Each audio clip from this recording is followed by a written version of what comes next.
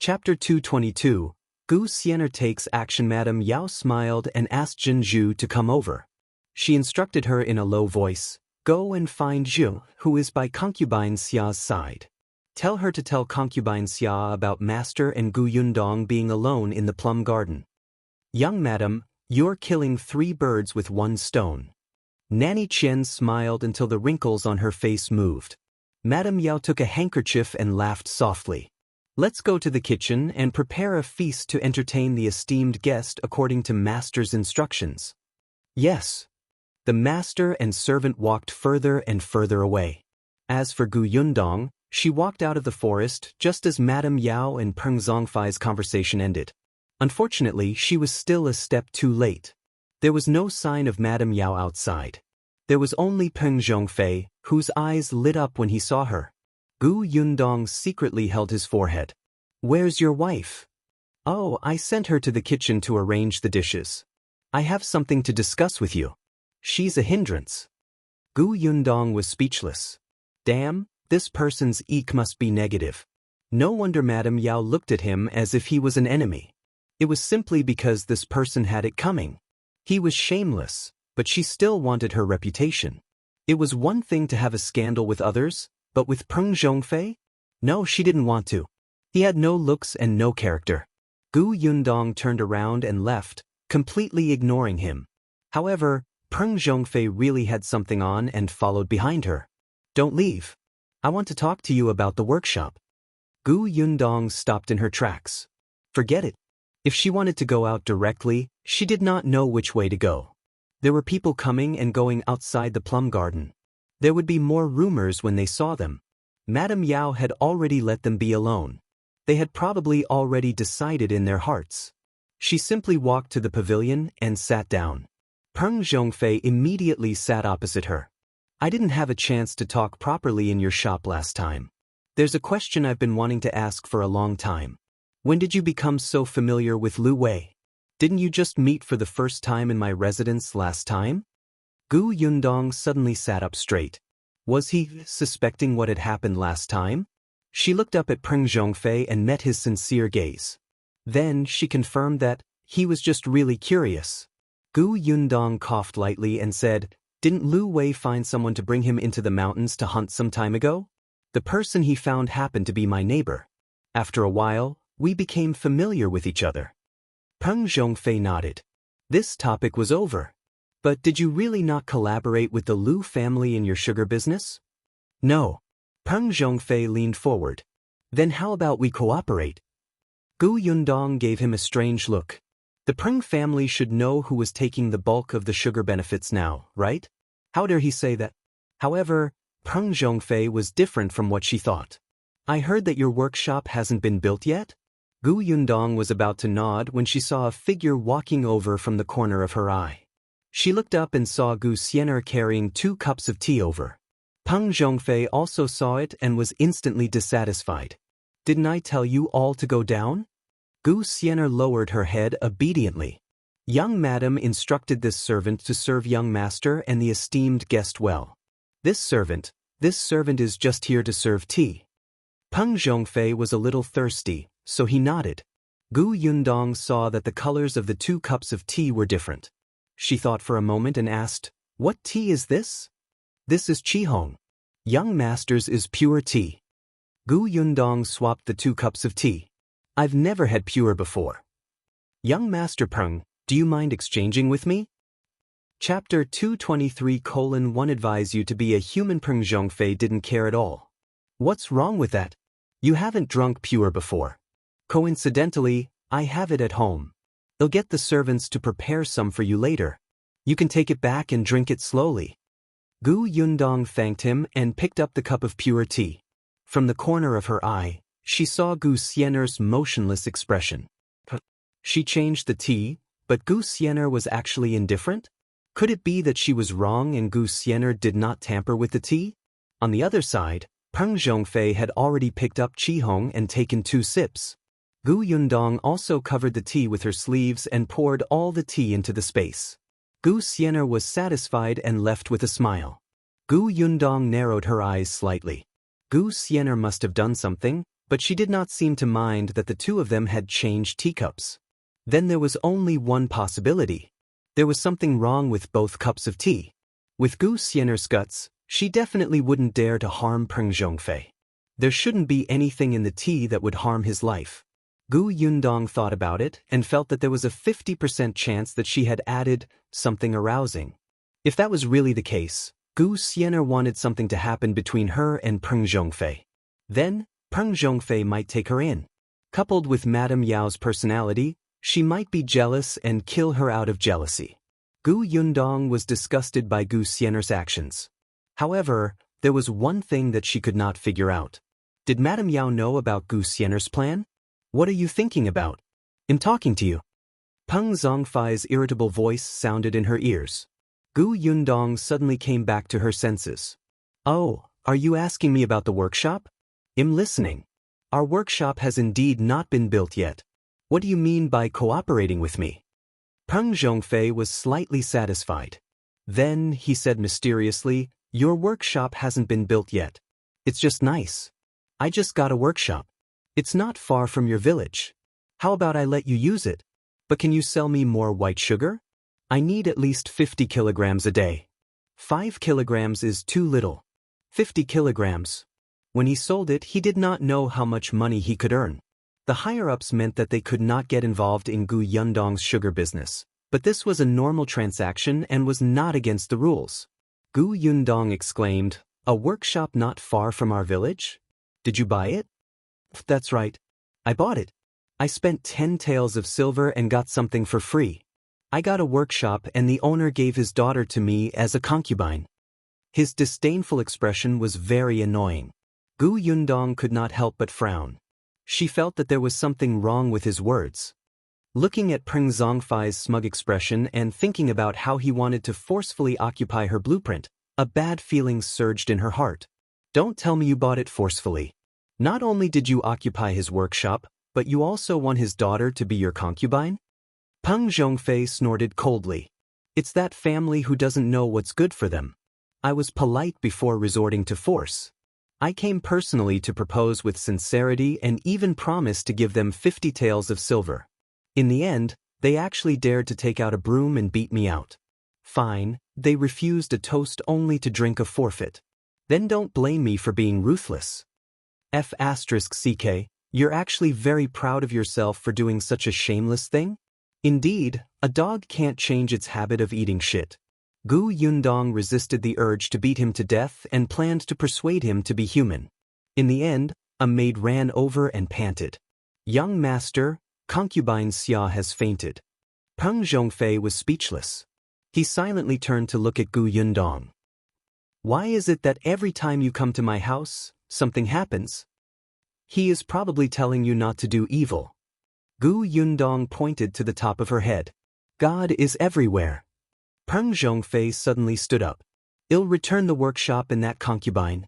Damn it, luckily I haven't touched her yet. Seeing that the maidservant was still standing at the side, he immediately shouted, What are you waiting for? Get a doctor for the concubine. Chapter 224. Returning you a concubine. The maidservant trembled. She was a little afraid of Peng Zhongfei and quickly ran away. Peng Zhongfei took a deep breath and almost fell down the stairs. He thought that his guilty conscience had caused his limbs to go limp.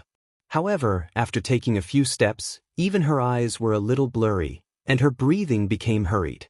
When they reached the entrance of the plum garden, Gu Xian'er ran out of nowhere. Young master, are you all right? I'll help you back to your room to rest. Peng Zhongfei nodded randomly.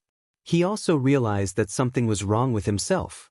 However, he felt that this must be the old man in the sky punishing him. He was so afraid that he was about to die. He was about to lose his mind when he instructed his servant, You, quickly let the woman I just brought back home. Return the workshop and give some silver to her. The servant held his other side and hurriedly nodded. I understand. Master, you look sick. Shall I call the doctor? Gu Xian'er instantly became nervous. Just as she was about to find an excuse, Peng Zhongfei waved his hand. No need. I'm fine. Hurry up and do what I instructed. I'll be fine after resting for a while. Deep down, he felt that as long as he made up for her, he would be fine. Hurry up and go. I don't need your help. The servant could only let go and instruct Xian'er to take good care of the young master before running away in a hurry. Xian'er heaved a sigh of relief and quickly brought Peng to a house near the plum garden. After placing him on the bed, she hurriedly returned to the plum garden. Yundong had actually seen the situation on Peng Zhongfei's side from afar. When she saw Xian'er return, her guess was 70 to 80% confirmed. She immediately leaned against the pillar at the side and panted, her fingers trembling slightly. Xian'er's face lit up. The plan had succeeded. Without another word, she helped Yundong up.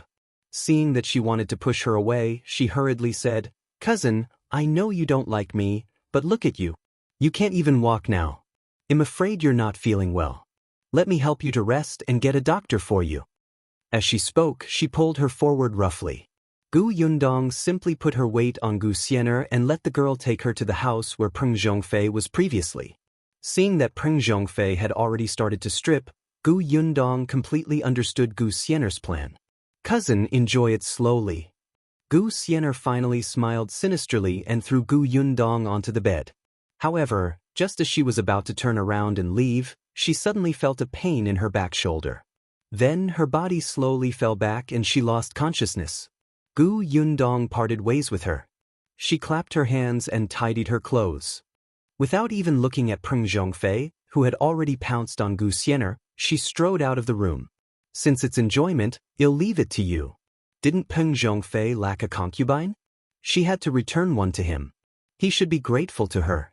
She just didn't know how Xian'er would face Madame Yao's anger and concubine Xia's methods after becoming the Peng family's concubine. Yundong returned to the plum garden and started to pluck the branches excitedly. When she came out with a large bouquet of plum blossoms, Madame Yao still had not returned. She smiled. She really did not understand what Madame Yao was thinking. However, just as she reached the pavilion, a short man in servant clothes with a scar on his face and a wretched smile walked over. Chapter 225. Madame Yao has fainted. Yundong had just frowned when she heard him ask, "You're Miss Gu, right? Are you feeling unwell? Do you feel very hot? Do you need my help?" As he spoke, he approached her. In the next moment, a stench assaulted her face. Yundong was so frightened that she immediately took a step back. "Stop right there. Don't come over. I'm fine. I'm not feeling unwell. I don't need your help." The man frowned. The scar on his face became more distorted because of this action, and he looked a little fierce. Yundong could not figure out where this person came from, but his question was very strange, as if he had guessed what would happen to her. Seeing that the man was coming forward again, Yundong immediately walked out of the plum garden. The man immediately chased after her. Because of the smell on his body, Yundong had no intention of fighting him. She broke into a run. Not far from the plum garden, she happened to see Madame Yao and her servant. However, the two of them were chatting and laughing. Instead of going to the plum garden, they went to the Rui garden. Yundong sneered and rushed in front of Madame Yao. "Young madam, what do you mean? Is this how you entertain guests? It's fine if you left on your own, but your master has also left. I can't even find him in the plum garden. I even met such a strange person. It's fine if he stinks, but his brain isn't clear and his words are incoherent. Young madam, even if you don't like me, you don't have to disgust me like this. Since I'm not welcome here, I'll go back now. I didn't even want to come." Madame Yao was shocked by the person who rushed in front of her. Before she could see clearly, she was shocked by her crackling sound and took a step back. When she finally understood what Yundong meant, Yundong had already flicked her sleeves and left. Madame Yao blinked and looked at her departing back. Then she looked at the servant with a scar on his face. At this moment, this person had already slipped away. Madame Yao suddenly came back to her senses and quickly pointed at Nanny Qian. "Quick, get her back. I'll chase her now." Nanny Qian was also a little confused and chased after Yundong. Madame Yao paced around for a while before she looked puzzled. What's going on? Didn't Xian'er have a plan? Why did Yundong run out? Can't that servant even stop a person? Nanny Qian returned very quickly. With her old arms and legs, and she was already left behind, how could she catch up? When she ran out of the door, she was already gone. The more Madame Yao thought about it, the more she felt that something was wrong. She felt that something had vaguely exceeded her plan. She could not care less about Gu Yundong and hurriedly said to Nanny Qian, "Let's go to the plum garden to take a look." Nanny Qian was also worried. The two of them went to the plum garden. Before they entered, they saw a few servants surrounding the house not far away and pointing at it. Madame Yao's eyelids twitched as she rushed over. The voice inside was too familiar. Who else could it be other than Peng Zhongfei? Madame Yao almost fainted. Nanny Qian quickly asked the other servants to leave and pushed open the door herself. The room was in a mess. When she saw the people inside clearly, Madame Yao couldn't breathe and really fainted. Nanny Qian panicked, and the Peng residents instantly fell into chaos. Gu Yundong did not care about them. As soon as she left the Peng residence, she hurriedly got into the carriage and saw an unexpected person sitting inside. "Why are you here?" Chapter 226, bringing news of the Peng residence. Shao Qingyuan couldn't be bothered to answer. However, when he saw her anxious expression, he immediately became nervous. "How are you? What could possibly happen to me? Then why did you?" It was as if someone was chasing after her. Gu Yundong waved her hand. "I'm not the one in trouble. Don't worry, we'll just watch the show from now on." She didn't ask why Shao Qingyuan was here anymore. She felt that it might not be good to ask too much. However, it was undeniable that there was an indescribable joy in her heart. Seeing that she was indeed fine, Shao Qingyuan heaved a sigh of relief and changed the topic. "Do you want to go to the shop to take a look?" "Go ahead." She was in a good mood. Now that something like this had happened to Xian'er, it was no longer a problem. The carriage drove in the direction of the shop. Only then did she realize that the streets were much livelier than before. All kinds of New Year goods had already been placed. There was a folk song circulating in old Beijing. "Children, children, don't be greedy. After Laba, it will be the New Year." It seemed like everyone was already preparing for the New Year. Gu Yundong thought of the villagers in the workshop. She turned to Shao Qingyuan and said, "The workers can only take 5 days off for the New Year at most. I'm wondering if we should distribute some New Year goods to everyone. When we recruit people in the future, there will be more people who will sign up." Shao Qingyuan nodded. "When the time comes, we can buy some meat and some cloth. It's not good to give too much in the first year. It'll easily raise their appetite. If we give them too little in the future, they'll complain." Gu Yundong thought so too. When she earned more money in the future, she would slowly increase the benefits. The two of them discussed how much they should pay as they spoke. When they arrived at the shop, they saw Zhuangzi sending a customer out with a smile. He looked energetic. It seemed that he had been very happy as a shop assistant recently. When Zheng Gang saw her coming over, he consciously told her about the situation in the shop and showed her the account book. Gu Yundong's eyes gradually brightened when she saw that the business in the shop was thriving. With the money, she planned to look for Gu Dajiang after the New Year and visit Qing'an Prefecture first. In the following days, Gu Yundong became even busier. This was the first year since she arrived at Yongfu village. It was also the first year since she left the old Gu family and took charge. It was also the first year when she had money to buy New Year goods. Gu Yundong had bought everything early and even asked Gu Yunshu to ask Qin Wenjing for a few couplets. She even made 2 sets of new clothes for her family, including Shao Qingyuan. Yes, the Tong family also each had a set. The entire family was overjoyed and worked even harder. Gu Yundong was very satisfied with the Tong family. She thought that her business would definitely expand in the future, so she had the intention to train the Tong family. Hence, after finishing her work and eating, she would get Gu Yunshu to teach everyone how to read. Gu Yunshu clearly liked being a little teacher. His adult-like behavior amused Gu Yundong. The Tong family was even more excited. It was very rare for servants to be able to read. Therefore, even though they had been busy for the entire day, they did not slack off at all when they studied. To Gu Yundong's surprise, the one who had learned the best was the second son of the Tong family, the man who had never remarried and had almost no presence. She did not go to the Peng residence again, but she had agreed to watch the show. Naturally, she asked someone to pay attention to the commotion there. The best candidate was Lu Wei. After all, he was also a gossip.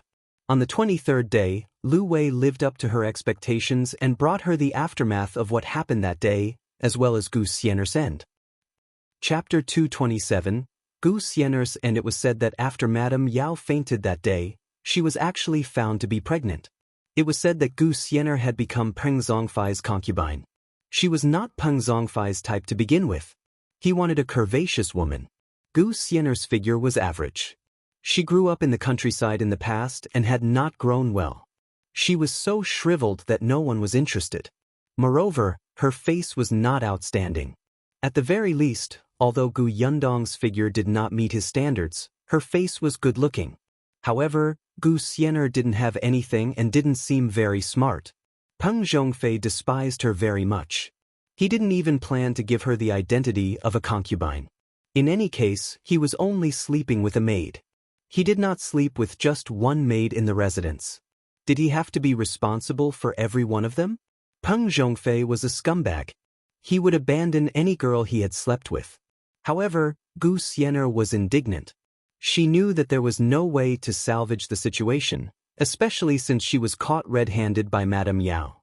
If she was just a maidservant, she believed that she would be a corpse tomorrow. Hence, she cried and told Peng Zhongfei that she was Gu Yundong's cousin. Gu Xian'er could tell that Peng Zhongfei definitely had feelings for Gu Yundong. It was because of this that she changed her mind and drugged Peng Zhongfei. She was also afraid that if that servant broke Gu Yundong's virginity, Peng Zhongfei would investigate thoroughly in anger. At that time, she would definitely be punished. Therefore, she changed her mind at the last minute and made Gu Yundong Peng Zhongfei's concubine. She would also become a thorn in Madame Yao and concubine Xia's side. This way, she did not have to do it herself. Gu Yundong would be killed by these two people. Unexpectedly, she was the one who fell into the trap. Gu Xian'er hated Gu Yundong to death. If possible, she wanted to strangle her to death with her own hands. However, she did not have the time. She could not even take care of herself. How could she have the time to find trouble with Gu Yundong? Her life was more important. She even had to use Gu Yundong's name to save her life. What happened after that? Gu Yundong could not help but twitch his lips. She did not expect Gu Xian'er to be so quick-witted. However, as her protective umbrella, she felt very disgusted. Lu Wei said mysteriously, "As the saying goes, what makes you may also destroy you." Gu Xian'er did use her identity as your cousin to become a concubine, but concubine Xia didn't know that your relationship wasn't good. She thought that the two of you had joined forces to enter the Peng residence to snatch her love. Therefore, concubine Xia felt that Gu Xian'er was a huge problem. If she didn't get rid of her, Peng Zhongfei would be in the hands of the two sisters sooner or later. She would be completely thrown into the cold palace. How could she do that? Getting rid of Gu Xian'er became the thing she needed to do the most. Not only did she want to get rid of Gu Xian'er, but she also wanted to take the opportunity to deal with Madame Yao. Hence, Madame Yao lost her child because of Gu Xian'er. Madame Yao hated her to death. However, Peng Zhongfei had only given her a small punishment because of Gu Xian'er and Gu Yundong. Madame Yao was not satisfied. She told Peng Zhongfei that the two of them were like fire and water. That day in the plum garden, Gu Xian'er had wanted to set Gu Yundong up with the servant who poured the urine. In the end, Gu Yundong was fine and she climbed into young master's bed. When Peng Zhongfei heard this, he was even more convinced that Gu Yundong had been blessed by someone to escape safely. After further investigation, Madame Yao was indeed telling the truth. Peng Zhongfei hated Gu Xian'er to the core and handed her over to Madame Yao to deal with. He originally wanted to punish Madame Yao. He was not a fool and naturally knew that there was something wrong with Madame Yao. However, she had already aborted the child. It was fine if she said a few words, but he completely hated Madame Yao. When Lu Wei said this, he even added with a smile, "Oh right, Peng Zhongfei also asked me to pass you a message." Chapter 228, New Year's Goods. What? Cough. He said that he was quite sorry that you had encountered such a thing in his residence. Lu Wei coughed lightly and said with a smile, "Strange, Why didn't he come to tell you personally? What else could it be? He must be afraid of her. What if he was unlucky again? Yundong sighed deeply about the Peng family. In that case, Concubine Xia has become the biggest winner. Isn't that so? Lu Wei recalled the whole story and couldn't help but tremble. These women's methods are too terrifying. Fortunately, his father was a good person and there was no such mess in the family. Otherwise, with his innocent personality, he might not live past 3 years old. Shao Qingyuan glanced at him from the corner of his eye. No one knew who he was talking to. So, one wife is enough. Lu Wei nodded in agreement. Yes, that makes sense. I won't go to brothels in the future. This awareness was quite high. Could he bear to? After knowing about the Peng family, Yundong began to focus on preparing for the new year. 23. Prepare sweet candies. 24. House cleaning day. 25. Fried tofu. 26. Stewed white meat. 27. Kill the rooster. 28. Prepare the flour. 29. Steamed buns. Although Yundong did not strictly prepare these according to the folk songs, she was indeed busy every day. In the afternoon of the 29th, she asked the eldest son of the Tong family to push the cart to the Lu family's courtyard.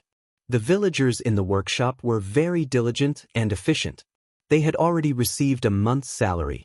500 copper coins was not a small sum. When they saw the money, they were even more motivated. When Yundong entered the courtyard, someone immediately saw her. Boss, why are you here? It's the holidays tomorrow, so I have to give you guys New Year's goods so that everyone can have a good New Year. Yundong smiled. Everyone was diligent, and she was happy to distribute the New Year goods. Everyone was stunned. They stopped what they were doing and looked at Heir in surprise. There's New Year's goods? That's right. Why is it so good? We've been paid and you're still giving out New Year goods? As he spoke, Father Tong had already pushed the cart in. Seeing that it was filled with many things, everyone present could not help but gasp. It was one thing to give out New Year goods, but why did she give out so many? Everyone became excited and couldn't help but glance at the cart. This was especially true for people from poor families. Although they received a month's salary, their families had many urgent needs. How could they have the ability to buy anything good? They wished they could come to work during the new year and show off their hard work. That way, the Gu family would recruit them again. Yundong walked to a step in the Lu family's courtyard. Unfortunately, she was still growing.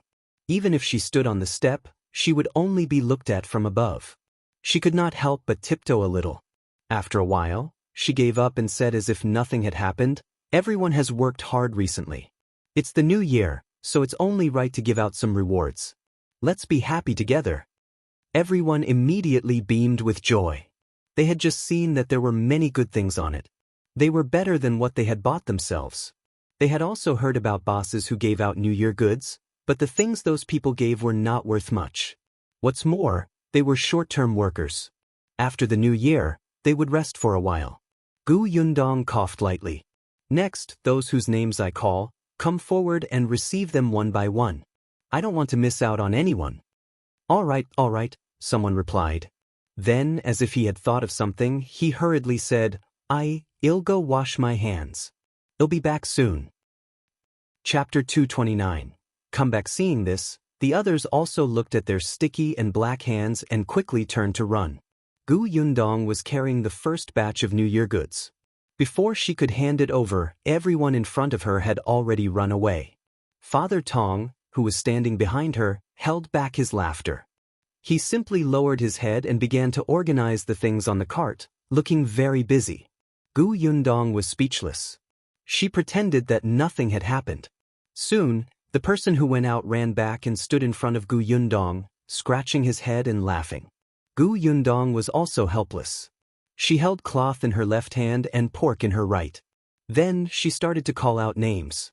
Wang Xuanzi, 2 caddies of pork, half a caddy of brown sugar, and half a piece of cloth. The man called Wang Xuanzi was so excited that his eyes turned red. He stretched out his trembling hands and took it over after a long time. The next moment, he wiped his eyes fiercely. Boss, thank you. Thank you. His family didn't even have a new set of clothes for the new year. Now that they had cloth, he could finally make a full set for his wife and children. They could also eat meat. Yundong smiled and said deliberately, "After receiving the New Year's goods, you have to work hard. You will only rest tomorrow." Wang Xuanzi nodded repeatedly. "Yes, I'll definitely do my best. I'll go to work now." He carefully placed the things in a clean basket at the side and immediately went to tidy up the sugarcane in high spirits. Yundong did not stop him and continued to call the next person's name. "Su Huar. I am here." Yundong handed the things to her. Like Wang Xuanzi, she immediately put them down and went to work. One by one, their names were called over. After receiving the gifts one by one, they were the same as the previous person. Soon, most of the items on the cart were distributed. Yundong looked at their satisfied and excited expressions. She smiled and left with Father Tong. There was still the Sure couple left. She carried the gifts over. Now, the Sure couple was helping her manage the orchard. Because the 30 acres of sugarcane had just been planted, there were not many things to do. The other 50 acres of land in the neighboring village had also begun to be sorted out. When spring came, they would plant fruits. The Sure couple was busy with the sugarcane fields, so they found Gaoxing's father, Zhao Zhu, to help with the fields in the neighboring village. Yundong brought an extra batch of New Year goods and asked Sure Dashan to give it to Zhao Zhu. As for Zhenggang and Zhuangzi, they were the same. The Sure family had a good New Year this year. The 3 members of the family worked for Yundong. Just the meat alone was 6 caddies. If they couldn't finish it, they would marinate it. The surrounding neighbors were envious. In the past, the Sure family was the poorest family in their area. Unexpectedly, they could not even finish eating meat. However, it was also because of this that everyone in the village knew that working in the Gu family's workshop would earn them extra things for the new year. All of them rubbed their palms together, thinking that they would definitely fight for it the next time the Gu family recruited workers. Qin Wenjing and the Lu family were also given New Year goods. After the New Year's goods were distributed, the workshop temporarily stopped work and the shop was closed. The next day was New Year's Eve. Yundong prepared everyone's red packets and even went to the county to buy firecrackers and fireworks. She was waiting for them to be lit at night. The entire village was very lively on New Year's Eve. Many people would stay up through the night for the New Year. As soon as it was dark, the firecrackers in the village crackled. After this house was finished, there was the next one. There was almost no break in between. Xingjia of the Xing family also brought his younger siblings out to set off firecrackers. He even greeted Yundong when he saw her. The 3 children's faces were red. In the past, their families were poor. Although they had firecrackers, they could only buy a small batch. This year, they had bought a large bunch of firecrackers. Chapter 230, Brother Shao is too pitiful. After the Zheng family finished setting off the firecrackers, they bade Yundong and Hr family good night and closed the door. Yundong was about to set off firecrackers when she suddenly saw the quiet Shao family. Ever since they moved to the new house, Zheng who had also returned home. Shao Qingyuan was the only one left in the Shao family. She thought about how he was alone. Although he had prepared some New Year goods, they were not much. Shao Qingyuan had helped her buy the firecrackers, so Yundong really did not know if he had prepared them for himself. At the side, Yunshu also looked at the Shao family's door. She sighed and said faintly, "Brother Shao is too pitiful." Yundong's heart skipped a beat. She lowered her head and asked Yunshu, "Do you dare to release these firecrackers?" Yunshu clenched his fists. He had never done it, but he had seen kids crying after being injured by the firecrackers. At that time, she was quite afraid. Now, she was a little excited and had forgotten about that. But now that eldest sister asked, he remembered again. Yunshu looked at his elder sister resentfully. After thinking about it, he felt that he did not have to be afraid. He was a little man and could handle dangerous matters. He took a deep breath and was about to nod when Yundong said to him in a low voice, "Eldest sister doesn't dare either. Why don't you ask Brother Shao to help us light them?" Yunshu held his breath and ran towards the Shao family after being pushed by Yundong. The Tong family members standing behind Yundong were speechless. Actually, they dared. However, they could only be invisible now. They did not dare to say or ask anything. On the other hand, the young lady, Gu Yunka, looked up as she ate peanuts. Elder sister, Kiki will light the fire. Kiki is amazing. Gu Yundong looked at the little one beside her leg and coughed lightly. She lowered her head and said, "How about we let you set off the fireworks later? Those will fly into the sky with a swish. It's very beautiful."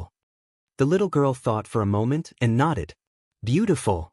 She was very vain now. When she heard that she was beautiful, her eyes immediately lit up and she waited obediently.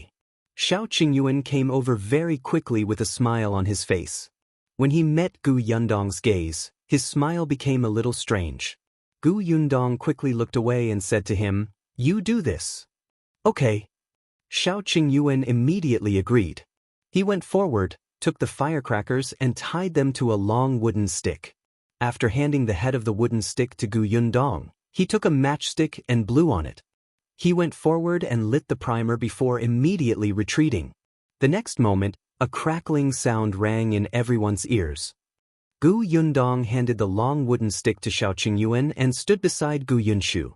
The two children were jumping around, and it was unknown what they were saying.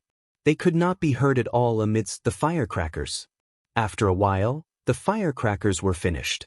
Gu Yundong then took out the fireworks. The young lady was very bold. Sure enough, she took the lighter and lit it. However, after touching it, she immediately ran back and hid in Gu Yundong's arms without looking. There was no movement for a long time. The young lady raised her head slightly and turned to look. Gu Yunshu, who was at the side, held his belly and laughed. It wasn't lit at all. In the end, it was Gu Yunshu who lit it. The little fellow was very excited. With a bang, the fireworks shot into the sky and exploded into dazzling flames. Everyone looked up with satisfied smiles on their faces. The villagers who had already closed their doors ran to the courtyard to take a look when they heard the commotion. They would get better and better in the new year. Chapter 231. Receiving red packets for the new year. After the fireworks, the Gu residence was about to close, so Shao Qingyuan went back. However, when he returned home, he went straight to the roof and lay on it to listen to the continuous firecrackers in the village. He turned his head slightly and looked at the Gu family.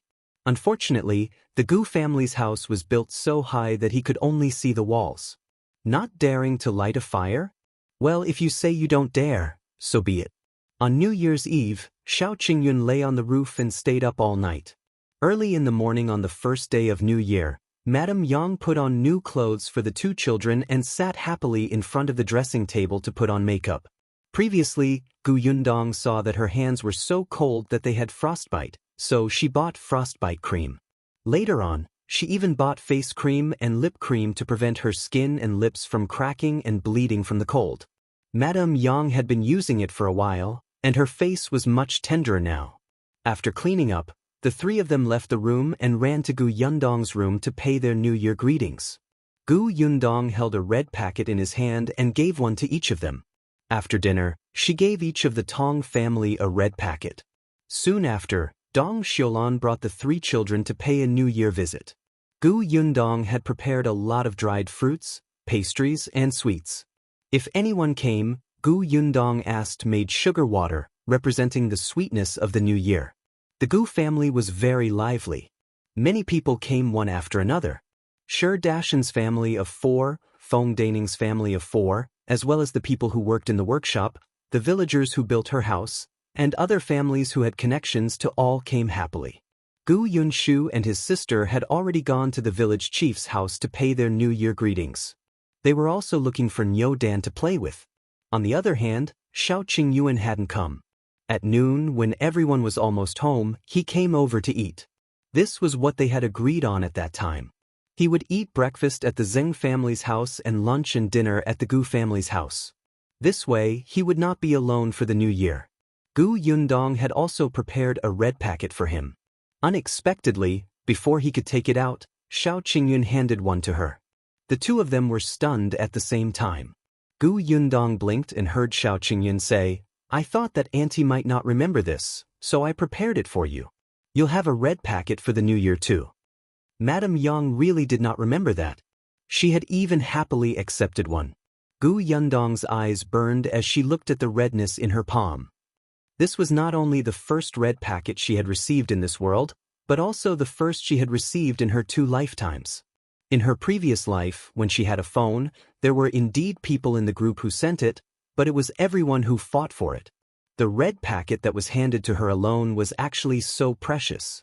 Yundong lowered her eyes. After a while, she looked up and smiled. "Thank you." Later on, she went back to her room and opened it. There were 10 taels of silver inside. It was actually the same as what she had prepared for him. Yundong did not know how much money Shao Qingyuan had now. During the new year, she had given him his 10%. However, Shao Qingyuan had only taken out a banknote worth 100 taels of silver and returned the rest to her. He said that the money was enough for him. He would leave the rest to her as an investment. He had also bought some New Year goods during the New Year. Many of the things at home had been changed. He probably did not have much money on hand now. Yundong stuffed the 10 taels of silver back into the red packet. She took out a metal box from her storage and placed the red packet inside. There were a lot of things in the metal box. She had placed the deeds and household registrations inside. Chapter 232. The Qian family's granny is here. On the 2nd day of the new year, everyone started to visit their relatives. Dong Xiulan brought the children to her parents' house. Yundong did not have any relatives to visit, so she brought Madame Yang and the other 2 to the county school to wish Mr. Qin a happy new year. In the afternoon, they went to the Lu residence. Old Master Lu had a married eldest daughter who happened to be back, so they did not go out. On the 3rd day of the new year, Yundong did not go out again. Zheng Gang brought his family over, and Zhao Zhu actually brought Gosheng over to pay New Year greetings. On the 4th day of the new year, an unexpected person came to the door. This person was wearing patched clothes and holding a walking stick. Her hair indicated that she was already half 100 years old, and she was trembling as she stood at the entrance and looked around. Father Tong almost thought that she was here to beg. After asking a few more questions, he found out that this old lady was old Madame Qian from the neighboring village. She said that she was here to return the money. However, when she reached the house and saw the imposing door, she was a little afraid. Her heart was beating like a drum, so she hesitated and did not dare to knock. Father Tong did not recognize this person and quickly went to report to Yundong. Yundong asked her to come in first. Seeing that the old lady was very cold, she quickly moved the brazier over to let her warm up. At this moment, she also remembered who the Qian family in the neighboring village was. It was the big Qian that she had caught with when he came to her house to be a thief with Zhuangzi and Hu Liang. Back then, when she asked the 4 of them to hand over 5 taels of silver, Hu Liang handed it over. Zhao Zhu's family was all right, and they gritted their teeth and handed it over. Zhuangzi's family handed over a little, and the rest was paid off. Only Big Qian. At that time, 3 of the 4 people's families had arrived, but no one from his family had come. Therefore, in the end he left after writing an IOU. There was no news after he left. Later, when Zhuangzi became familiar with her, he told her that Big Qian had gone out to look for work. He only had one grandmother. She was old and clumsy. When Big Qian was born, he fell sick. His parents brought him to the county city to see a doctor. The county city was very chaotic that year. At that time, the county magistrate was not only afraid of death, but also extremely stupid. There was a fight in the city every other day. His parents were implicated and both died. In the end, Big Qian was brought back by a fellow villager. He even recovered from his illness. Rumors spread among the villagers in an instant. They said that he was a jinx who doomed his parents and exchanged his parents' lives for his own. Big Qian had been criticized since he was young. Even though his grandmother did not believe those words and was good to him, he still developed an inferiority complex and a sensitive and malicious personality. He didn't have any friends when he was young and was often beaten up until he was covered in injuries. Later on, he slowly grew up and knew how to fight back, but he couldn't beat most of them. Hu Liang could be considered his first friend. Not only did he help him when he was beaten up, but he also brought him along. After following him, Big Qian knew that what Hu Liang did was not the right path. But what did it matter? They were friends and should help each other. Besides, these people scolded him and hit him first. They only stole a little and didn't hurt them. Look, after he followed Hu Liang, these people were scared to death when they saw him. Grandma Qian was furious because of this, but what could she do? She was old and could not control it. It was not until a few months ago when Grandma Qian fainted from anger and the doctor said that she could not be agitated anymore that Big Qian came back to his senses. He only had one family member. They had relied on each other since he was young. How could he bear to let anything happen to her? Therefore, Big Qian went to Hu Liang and said that he did not plan to fool around in the future and would farm obediently. Of course, Hu Liang was unwilling. Even Zhuangzi and Goshen could not understand at that time. They scolded him for being ungrateful and worse than a beast. However, Big Qian had already made up his mind. He had no choice. In the end, Hu Liang asked him to do one last job. At that time, they had gone to steal Gu Yundong's money, but they failed. Chapter 233. Return the money. Not only did he fail, but he also had to pay 5 taels of silver. How could the Qian family have it? Actually, the old lady of the Qian family had also heard that something had happened to her grandson and rushed to Yongfu village. However, she walked slowly and met Big Qian halfway. The next day, he went out to look for work and never came back. Gu Yundong had never thought of urging them to repay their debts. Although she had an IOU on hand, she did not write down the repayment date at that time. After knowing that Big Qian only had Grandma Qian at home, she would not go.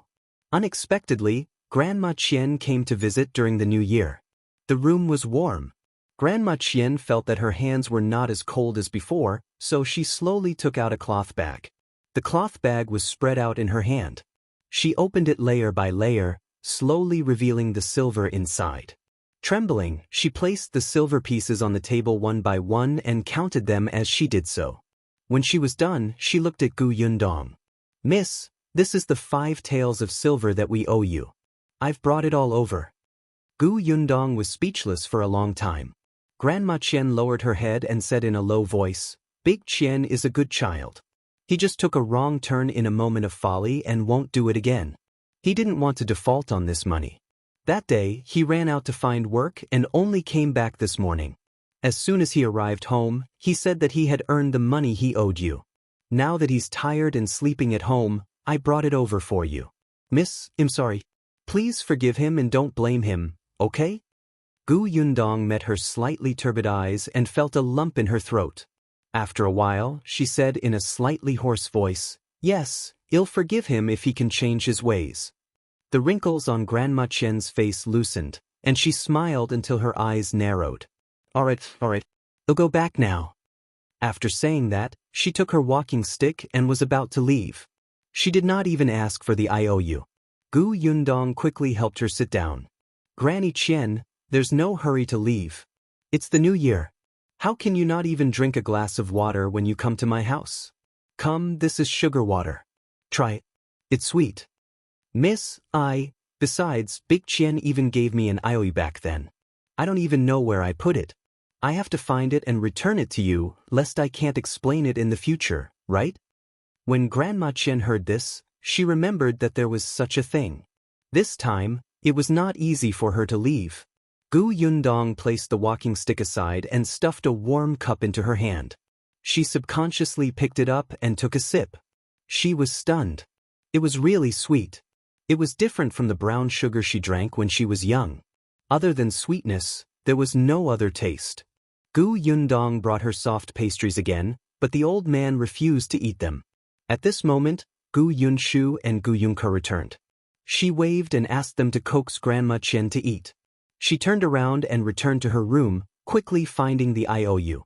She looked at the note in her hand and sighed slightly. She had to accept the 5 taels of silver. Since the guy had done it, he had to pay the price. If she saw that the other party was pitiful and let him go easily, then how could she manage the workshop and shop?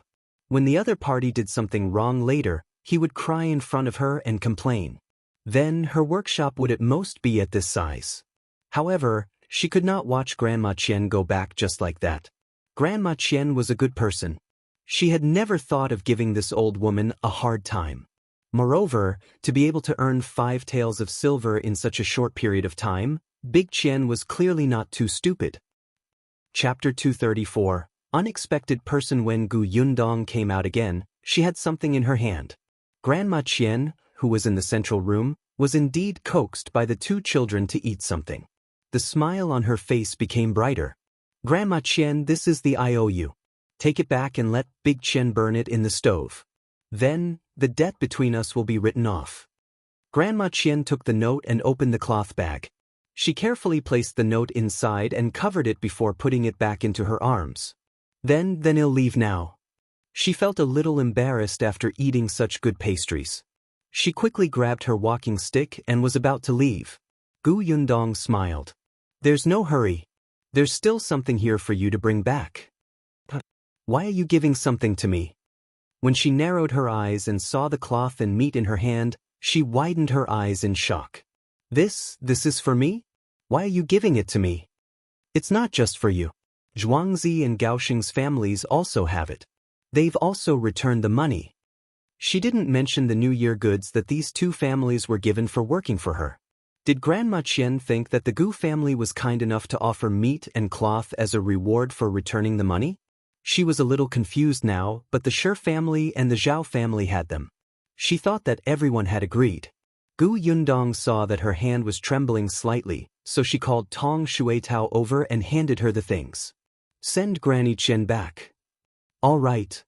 Tong Shuitao took the things and helped Grandma Qian away. Gu Yundong did not turn around to get busy until they had completely walked out of the door. What she did not know was that not long after they left the door, Tong Shuitao squatted down and carried Grandma Qian away. The Qian family's matters were settled. After the 4th day of the new year, the workshop started work again on the 5th day of the new year. The villagers were very excited. They even went to the Lu family's courtyard early in the morning and started to clean up. Gu Yundong also gave everyone a red packet for opening the business. It was not much. 10 copper coins per person was just a token to get good luck. The shop in the county city was also open. Zhuangzi had an especially comfortable new year. How should he put it? He ate well and had work to do. Most importantly, the relatives who used to look down on his family now had a hint of flattery in their words. Zhuangzi was very impatient with these people. In the past, he had never visited his relatives during the new year. When something happened to his family, he had never seen these people reach out. They only made sarcastic remarks. In the past few years, the Shi couple would take Lan Huana for a walk. After all, the 2 children were already grown. If they want to get married in the future, their reputation would be very important. This year, Zhuangzi had followed them for 3 days just to show off. There were actually people who wanted to arrange a marriage for Zhuangzi, but Zhuangzi rejected them expressionlessly. He even went to see Big Qian and Gaoxing. When he found out that Big Qian had returned the money and the Gu family had even sent something over, he patted his shoulder and sighed. Work hard in the future and take care of your grandmother. If there's a chance in the future, he'll help you ask if you can work for the Gu family. It's really good to work for the Gu family. It's easy to talk about marriage in the future if you have money. Zhuangzi now held Gu Yundong in high esteem. He felt that if Gu Yundong could use him, she would definitely be able to use Big Qian in the future. Although she was a little cruel at times, as long as he listened, he would be able to get candy. Big Qian was still a little uncomfortable, but when he thought of Tong Shuitao and those things that his grandmother had brought back that day, the discomfort he felt towards the Gu family was almost gone. Gaoxing was now working for his father, helping him tidy up the orchard. This guy was also very obedient. The 4 thieves had all turned over a new leaf. Other than Hu Liang, who had broken his legs and was still lying in bed. Even his parents had begun to despise him. Gu Yundong's workshop and shop were on the right track. There was no problem for the time being, but an unexpected person came to Yongfu village that day. Chapter 235. Aunt Ku is here. When they saw another carriage drive into the village and ask for the Gu family's address, the villagers of Yongfu village were already numb. In any case, almost all the carriages entering the village were looking for the Gu family. However, the children in the village still skipped behind the carriage to join in the fun. The carriage stopped at the entrance of the Gu residence. A woman in plain clothes got out of the carriage. After the person handed the money to the coachman, the carriage turned around and left. The people behind the carriage suddenly realized that the carriage was rented. The woman stood at the Gu family's entrance and looked up at the imposing green brick-tiled house in front of her. She laughed and said in a low voice, "I knew that girl was capable. It's only been a while, but she actually has the money to build such a big house." Madame Cui did not know her.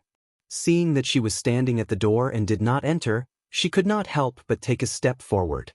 "May I ask who you are looking for?" "Gu Yundong's house is here, right?" The woman retracted her gaze and asked with a smile. MDM Cui nodded. "Yes, this is the Gu family. May I ask who you are?" The woman was about to answer when the sound of a carriage rolling suddenly came from behind. A child shouted, "Gu Yunshu, you're back. Your relative is here." In the carriage, Gu Yunshu scratched his head. "Relative?" He opened the curtain of the carriage and looked outside. Coincidentally, the woman turned around and their eyes met. The woman smiled. Yes, the skinny and weak little fellow finally had some flesh on his face. He looked decent in his student uniform and was somewhat useful to Gu Yundong. Gu Yunshu's eyes lit up and he hurriedly wanted to jump down from the carriage. Father Tong was so frightened that he quickly hugged him and let him land steadily.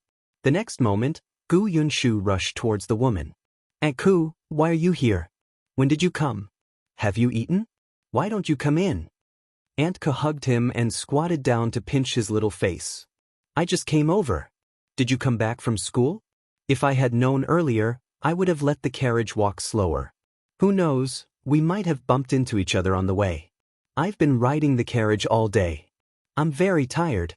In order to reach your village before dark, the coachman worked so hard that my old bones almost scattered. I only ate 2 little buns on the way. I specially came to your house on an empty stomach and let your sister cook braised pork for me. Io, you're getting more and more beautiful. You look really energetic in these clothes. Have you been in school for a few days? How's the teacher of the school? Did any of your classmates bully you? How many friends have you made? Is the school very far away? Your elder sister is really too much. Why didn't she find a closer place for you? Look at the cold weather. You have to rush to school in the morning. You'll fall sick from the cold." Gu Yunshu chuckled. He knew that Aunt Ku looked serious, but she could ramble on for 2 hours without stopping in front of him and his sister. But even so, Gu Yunshu was very happy and did not find her annoying at all. "It's only been a month. And let's go in first. It's cold at the door. They'll bring you to see our house. My house is very beautiful. Come." He pulled Aunt Ku inside. "Eldest sister, mother, Kiki, Aunt Ku is here." Gu Yundong was in the backyard with Madame Yang and Guyunka. She did not know what had happened in front. Now that Gu Yunshu was shouting at the top of his lungs, she could vaguely hear him. She was stunned and quickly ran out. "Aunt Ku? It's really... Why are you here?" Chapter 236. Serious business. Aunt Ku no longer had that kind expression when facing Gu Yundong. She snorted softly. "But, can I come?" "Of course you can come. The 2 little ones were talking about you 2 days ago." Gu Yundong quickly invited her to sit in the central room. Gu Yunshu had already rushed over to pour some sugar water. Aunt Ku took a sip and nodded. "Looks like your business is doing well." Gu Yundong had sent her and Nyat Song New Year's goods before the new year. She had asked Zheng Gang's family's bodyguard agency to deliver them. Among them was white sugar. She had also written a letter, but she had roughly mentioned her business without writing in detail. "It's not bad." Aunt Ku nodded at her. "You're pretending to be humble again." Then she looked at Guyunka. The young lady had not seen her for months. Although she knew Aunt Ku, she was still young and her mind was a little blurry. At this moment, she was standing behind her and looking at her curiously. Aunt K's heart melted from her big watery eyes. She hurriedly waved her hand. "Kiki doesn't remember Aunt Ku? In the past, when you were at my house, you insisted on sleeping with me. Aunt Ku even told you many stories. Have you forgotten?" "Yes. Was it the big tabby cat story?" "Oh, so you still remember." Aunt Ku was even happier. "Do you still want to hear it? This time, I'll tell you about the big yellow dog." The little girl nodded. Seeing her brothers and sisters looking at her with smiles, she immediately threw herself into Aunt K's arms. Aunt Ku had endless things to say to the two children. After speaking to Gu Yundong briefly, she ignored her. It was Gu Yunshu who whispered to her, "Eldest sister, Aunt Ku said that she only ate 2 small buns today and wants to eat your braised pork." "All right, eldest sister will cook it." Gu Yundong laughed. She instructed Gu Yunshu to chat with her, but he must not tire Aunt Ku out. She turned her head and instructed Madame Jiang to clean up the guest room. Then she went into the kitchen. She had not cooked in a long time, so she could show off her skills. Aunt Ku was tired after all. She went to the guest room to sleep for almost an hour. When she woke up, she could have dinner. However, when she saw the unfamiliar man sitting in the Gu family's restaurant, she could not help but raise her eyebrows. As Aunt Ku, who had grown up with her childhood sweetheart and had a good relationship with him, she knew what Shao Qingyuan's gaze meant. No matter how obscure it was, she could clearly see the gaze that would drift to Gu Yundong from time to time. Moreover, this man was very aggressive. One look and one could tell that he was the kind of person who would not give up until he achieved his goal. Furthermore, he listened to Gu Yundong's every word and entered the kitchen whenever he was told to. Gu Yundong was used to his dog-like temper and would not fancy other men. Sooner or later, she would fall into his hands. Aunt Ku sighed inwardly. She had wanted to matchmake her silly nephew Niet Song and Gu Yundong, but now it seemed that she should forget it. She would just focus on watching the show. Shao Qingyuan was a man of few words. He knew Aunt Ku and knew that she had helped the Gu family a lot. Hence, his attitude was friendly. He greeted her first and quietly became a listener. Eat braised pork. Seeing that his movements were not slow, even if Aunt Ku wanted to chat with the two children, she forcefully endured it and became a refined noblewoman who did not speak during meals. "Let's eat first." However, after eating, it was more important to talk about serious matters first. Chapter 237. Does Big Sister not want me anymore? Aunt Ku wiped her mouth and went straight to the point. "I came this time mainly because there's news from Dr. Song." Gu Yundong was shocked. Joy flashed across her face and she almost stood up in excitement. "Really? Where is he?" "In Qing'an Prefecture." "Qing'an Prefecture?" Gu Yundong was stunned. "Wasn't that, Aunt Ku, physician he from Huimin Medical Center told me. He still remembers your mother's condition." Physician Song went back to Xuanhe Prefecture, but he only stayed for an hour to get some herbs before leaving. He said that he was going to Qing'an Prefecture. There's an important patient waiting for him there. Gu Yundong clenched her fists tightly and trembled slightly. She looked at Madame Yang, who was still confused, and the hope in her heart grew. "I received the news yesterday and came over early this morning. Dr. Song should have left yesterday. He probably has to stay in Qing'an Prefecture for a period of time. At the very least, he has to treat that important patient. What do you think now?" Gu Yundong slowly exhaled and held Madame Yang's hand with her fingers. The latter smiled and put her other hand on it. Gu Yundong's voice was slow and firm. "I'm going to Qing'an Prefecture, of course." Aunt Ku smiled and said, "I think so too." "All right, doctor, he said that he doesn't know the address of Dr. Song's patient. If you go to Qing'an Prefecture, you can go to Huimin Medical Center there. You should be able to find out Dr. Song's whereabouts." Gu Yundong nodded. "Okay. You previously said that your father agreed to meet you in Qing'an Prefecture. Since you're going over this time, are you going to ask about him?" "Yes." Gu Yundong said, "Actually, I was thinking of going to Qing'an Prefecture after the Lantern Festival. I didn't expect you to send Dr. Song's message. Then I might as well set off early. There's no problem." Now that she had money, the workshop was stable, and she had a shop, there were servants at home who could take care of Madame Yang and the two children. Therefore, the matter of finding her father became urgent. After the Lantern Festival, she planned to make a trip to Qing'an Prefecture alone. But since Dr. Song was there, she had to bring Madame Yang along. Gu Yunshu listened from the side and quickly understood. He immediately jumped up and asked, "Eldest sister, can mother's illness be cured and father be found?" Gu Yunke jumped as well. That's great, that's great." When Madame Yang heard the word father, she suddenly looked up, and her eyes lit up. Although Gu Yundong also hoped that everything would go her way, she still had to tell the truth. I'm not sure yet. Of course, it's best if we can cure mother and find father, but nothing is absolute. I'm not sure yet.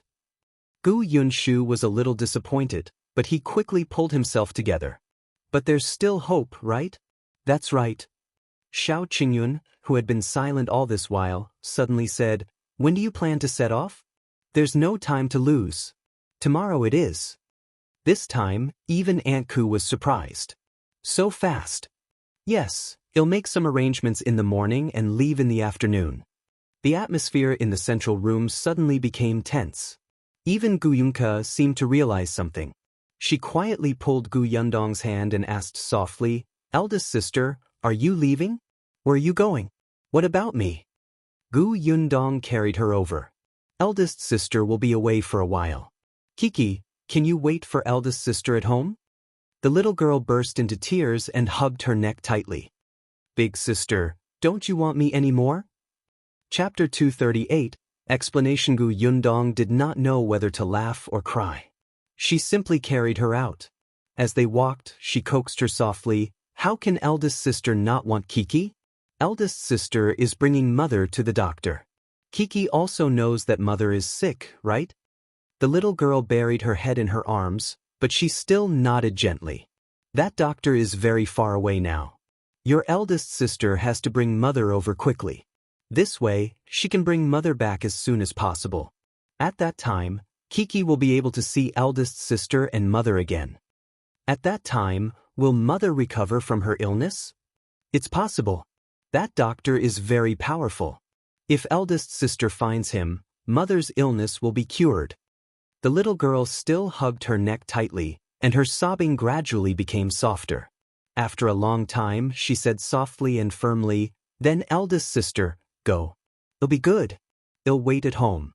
Independent Illinois also take care of older brother and not make him cry." "Yes, Kiki is the best." The little girl lowered her head shyly and muttered softly, "I cried just now. It wasn't very good." Gu Yundong burst out laughing. She looked down at Gu Yunshu, who had been following behind her silently. "If eldest sister leaves, you will be the biggest man in our family. You have to take good care of your sister and study well. If you have anything you don't understand, ask the teacher. If you feel uncomfortable, tell Aunt Ku in time. Don't take off your clothes when you're hot. You'll catch a cold, understand?" That's right. Gu Yundong had already thought it through. While she was away, she would ask Aunt Ku to help take care of Gu Yunke, who was staying at home. She thought that Aunt Ku must have had the intention to do that since she delivered the message personally at this time. "Yes." The little guy hung his head low and was also in a low mood. Eldest sister was leaving, their mother was leaving, and their father was not around. Gu Yunshu felt that his mission was very important. Seeing that the two children were unhappy, Gu Yundong could not help but secretly sigh. After all, they had been together for a few months and had never been separated. This parting was also sudden, so it was normal for her to find it difficult to accept it. Gu Yundong coaxed the two children as she explained in detail what they should do after she left. Afraid that they wouldn't remember, she simply wrote it down. Anyway, Yunshu knew how to read. In addition, there were many people at home. The two children would not be short of food and clothes. The conditions in the old Gu family were much more difficult than now. Gu Yundong only came out after sending the two of them back to their rooms. She went to the guest room to look for Aunt Ku. Before she could speak, the latter said, "Don't worry, I'll stay at your house while you're gone. I have no problem taking care of the two children. Besides, I didn't expect you to have servants at your house. They can help." Gu Yundong trusted Aunt Ku. She took out a banknote. Aunt Ku frowned. "But, is this considered my salary? Do you want to be my boss?" She sounded very unhappy. Gu Yundong shook her head. "Of course not. This is the cost of food. You have to eat and wear, right? Keep the rest on you for emergencies. I don't know when I'll be back. When the weather warms up later, you still have to buy cloth to make clothes for Yunshu and the rest." Aunt Ku accepted it in satisfaction when she heard her tone. Gu Yundong came out after exchanging a few words with her.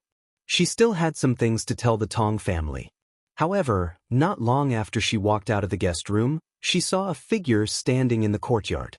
Shao Qingyuan's expression flickered under the night sky, looking a little cold. Chapter 239. I'll only be relaxed with you around seeing her. Shao Qingyuan straightened his body slightly and walked towards her. After standing still, he said, I'll go with you. Gu Yundong shook her head. No.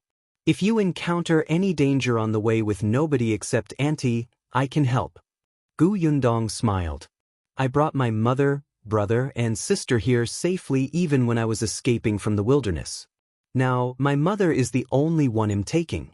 There's no problem. Shao Qingyuan frowned, but he didn't say anything. Gu Yundong sighed. If you leave, what will happen to the family? What about the workshop? What about the shop? Aunt Ku is not from the village after all. She is not familiar with many things. The Tong family are servants.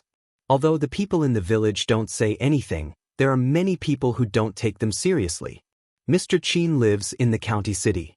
If anything happens, he won't be able to rush over in time. As long as you're here, I won't have anything to worry about. As long as you're here, I won't have anything to worry about. Shao Qingyuan's breathing suddenly stopped, and his heart raced. He lowered his eyes slightly and smiled bitterly. This person was always capable. He had already made up his mind to follow her no matter what she said, but he was convinced with just one sentence. He really wanted to seal her mouth. Okay. In the end, he agreed. They'll take care of your family and protect your siblings. Thank you. Gu Yundong was telling the truth. With Shao Qingyuan's personality, identity, and ability, she was most assured to leave the family matters to him. Without Shao Qingyuan, she was not sure if she could go away so firmly. It was also at this moment that she realized that she seemed to have placed too much importance on him. Gu Yundong could not help but rub the space between her eyebrows. She thought that she had to sort out some feelings and think them through. She took out a lot of banknotes for Shao Qingyuan. You have to accept this money this time. The orchard will require a lot of money to buy seedlings. Also, you have to come to the workshop to distribute the wages. After the Lantern Festival, you have to find Uncle Feng to build your own workshop. I've already drawn the specific blueprints. I'll give them to you later. You and Uncle Feng can discuss it. Gu Yundong looked up. In short, you're in charge of everything here. Okay. As they were leaving tomorrow, Gu Yundong spoke a lot.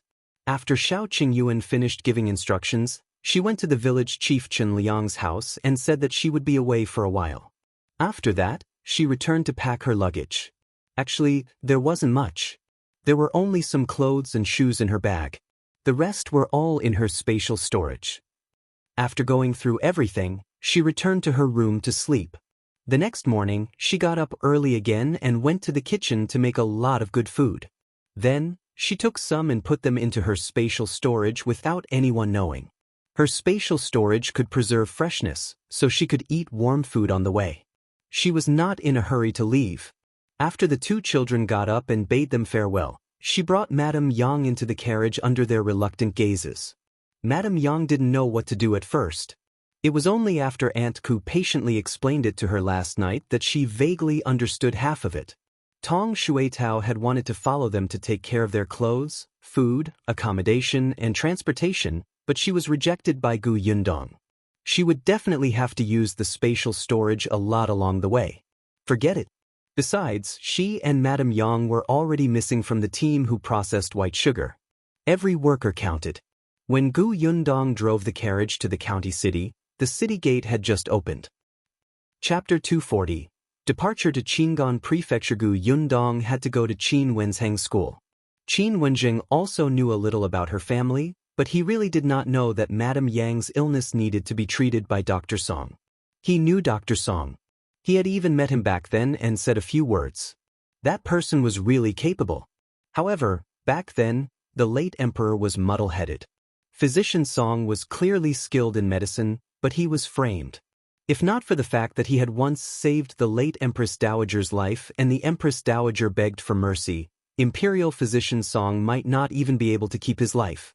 Unfortunately, ever since Imperial Physician Song left the capital, Qin Wenjing did not know where he went. He heard that the emperor wanted to hire him back to the imperial hospital. So he was in Qing'an Prefecture? Qin Wenjing asked Gu Yundong to wait while he went to the study to write a letter. If you see Dr. Song, please help me pass this letter to him. Yun Shu, don't worry and leave everything to me. I'll also watch over your family. Okay. Gu Yundong received the letter and went to the Lu residence. She had met Old Master Lu a few times. Old Master Lu had imparted some business experience to her. Gu Yundong was quite grateful to him. This time, she came over to bid farewell to Lu Wei so that he wouldn't complain later that she didn't treat him as a friend. At the same time, if Old Master Lu had any experience, he could give Shao Qingyuan some pointers. Gu Yundong finally went to Gus. Zhuangzi was very happy to see her. He did not expect her to bring him such shocking news. When he heard that he should look for Shao Qingyuan if he had any problems in the future, he felt terrible. In the future, he would settle his own matters and try not to trouble others. After a whole circle, she had said everything she needed to say. Shao Qingyuan, Aunt Ku, Teacher Qin, and Old Master Lu were all reliable. She had nothing to worry about. Gu Yundong took a deep breath. After getting into the carriage, she went straight to the city gate. However, this time, they did not go home after leaving the city gate. Instead, they went straight to Qing'an Prefecture. Madame Yang opened the curtains and saw an unfamiliar scene flying in front of her. She felt a little flustered. She quickly lifted the curtain and saw Gu Yundong driving the carriage. She immediately calmed down. Gu Yundong heard the commotion behind her and could not help but turn around. What's wrong, mother? Madame Yang shook her head slightly. Nothing. I'll sit down immediately. Gu Yundong smiled. There's something to eat in the cabinet beside the carriage. If mother wants to eat it, you can take it yourself. Oh, okay. Madame Yang nodded repeatedly and carefully opened the cabinet beside her. There was sugar, preserved fruit, oranges, pastries, and a container with water in it. Madame Yang looked around and finally took a sip of water. She felt a little better and sat down obediently. She didn't know how long she had maintained this posture. After enduring it for a while, she finally couldn't help but ask, Dong Dong, where are we going? Mother, do you still remember where father has repeatedly instructed us to meet? Madame Yang knew this answer and said almost without thinking, Qing'an Prefecture. Yes, let's go to Qing'an Prefecture. The carriage drove very quickly. She did not stop at noon and only took out warm pancakes and buns from her space and handed them to Madame Yang. She had bought them in the county previously. There were 2 large bags. After Madame Yang finished eating, Gu Yundong casually took a few bites. When the sky was about to turn dark, they finally arrived at their first stop. Chapter 241. Seeing Gu Yundong's foolish smile, this was a small town with a small population. There were only 2 or 3 good inns in the town. Gu Yundong chose a rather lively inn and she only booked an upper room. When she was out, she naturally had to stay with Madame Yang. The day before, she slept late and woke up early. After dinner, she fell asleep as soon as she touched the pillow. On the other hand, Madame Yang was a little unaccustomed with her eyes open. Shu and Kiki weren't around, but Dong Dong was. It was fine. Madame Yang turned sideways. She did not move, afraid that she would disturb Gu Yundong's rest. She just looked at her gently. Seeing that Gu Yundong had kicked the blanket away, she hurriedly covered her again nervously. Gu Yundong was a light sleeper when she was outside. She suddenly opened her eyes. Madame Yang immediately became helpless. Did I wake you up? I just wanted to cover you with a blanket. You'll catch a cold. Gu Yundong's expression immediately softened. She looked at the blanket on her body and said in a low voice, It's okay. Go to sleep. Okay. This time, Madame Yang obediently closed her eyes and tried her best to fall asleep. Gu Yundong could not help but smile.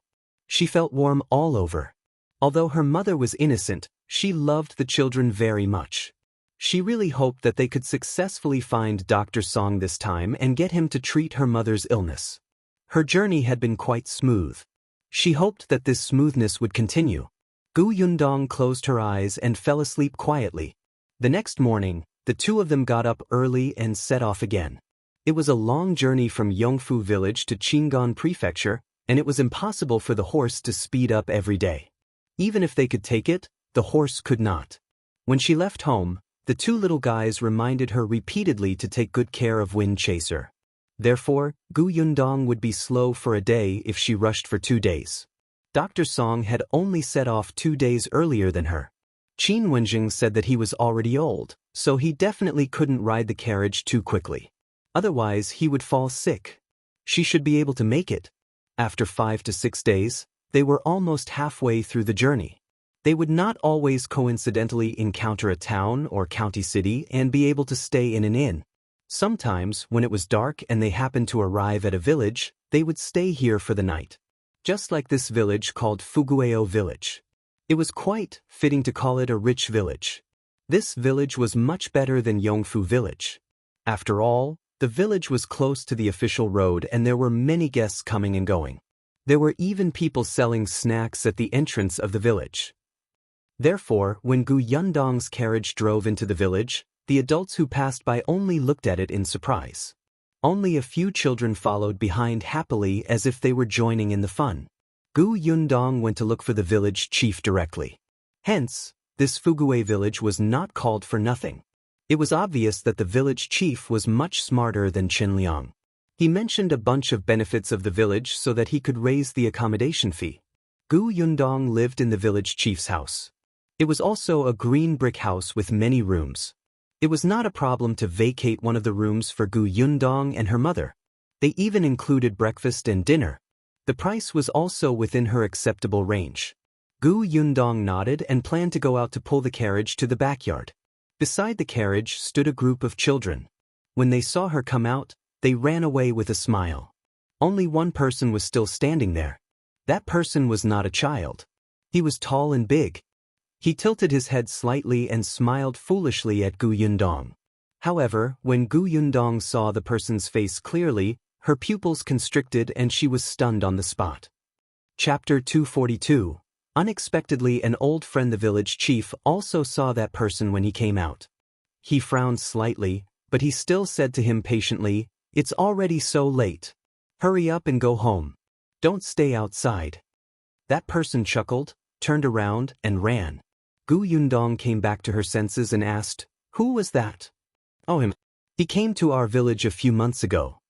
The village chief didn't mind saying this. "I think he escaped from Yongning Prefecture in the past. It's said that when he arrived at Qing'an Prefecture, he encountered chaos. His parents, wife, and daughter were gone. He was injured himself, and he became unclear. In the beginning, he was awake for most of the day, but now," as the village chief spoke, he shook his head. "For now, it's already good enough if he's awake for 1 day and 2 days. When he first came, he even saw a doctor. The doctor said that he could be cured. There's a widow in our village. Seeing that he's penniless and sick, she married him and lived with him." The corners of Yundong's mouth twitched. But could they become husband and wife just because she sympathized him? Only a fool would believe that. The widow probably saw that he was good-looking, right? This was just a cover.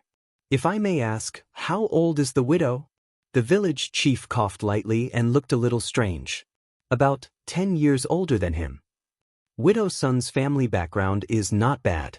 Her husband has been dead for many years. It's fine to marry again. If this person's illness can be cured, it will be a happy thing. The village chief shook his head. Unfortunately, his condition is getting worse. Widow Sun is also impatient with him now. Look at the clothes he's wearing.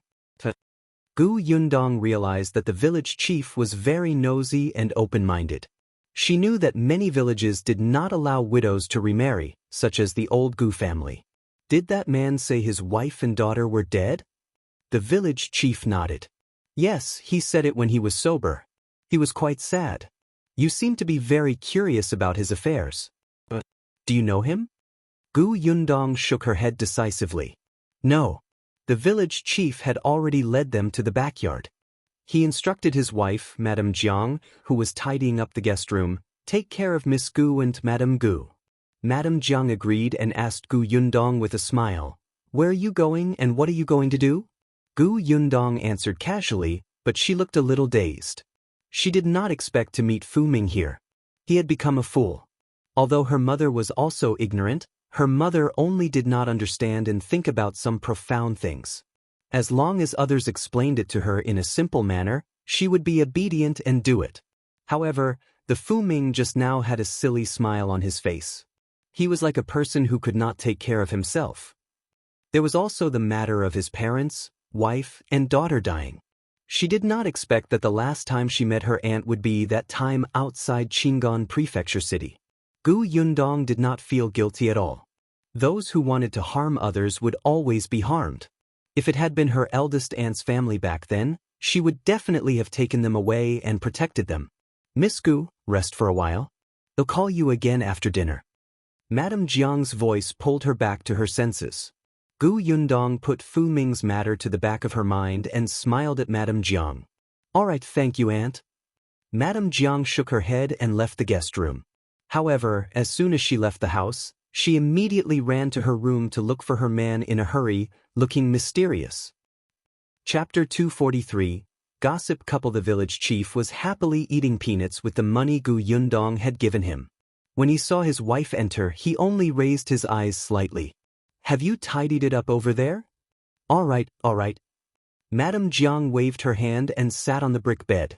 She reached out and snatched the money from his hand before putting it away.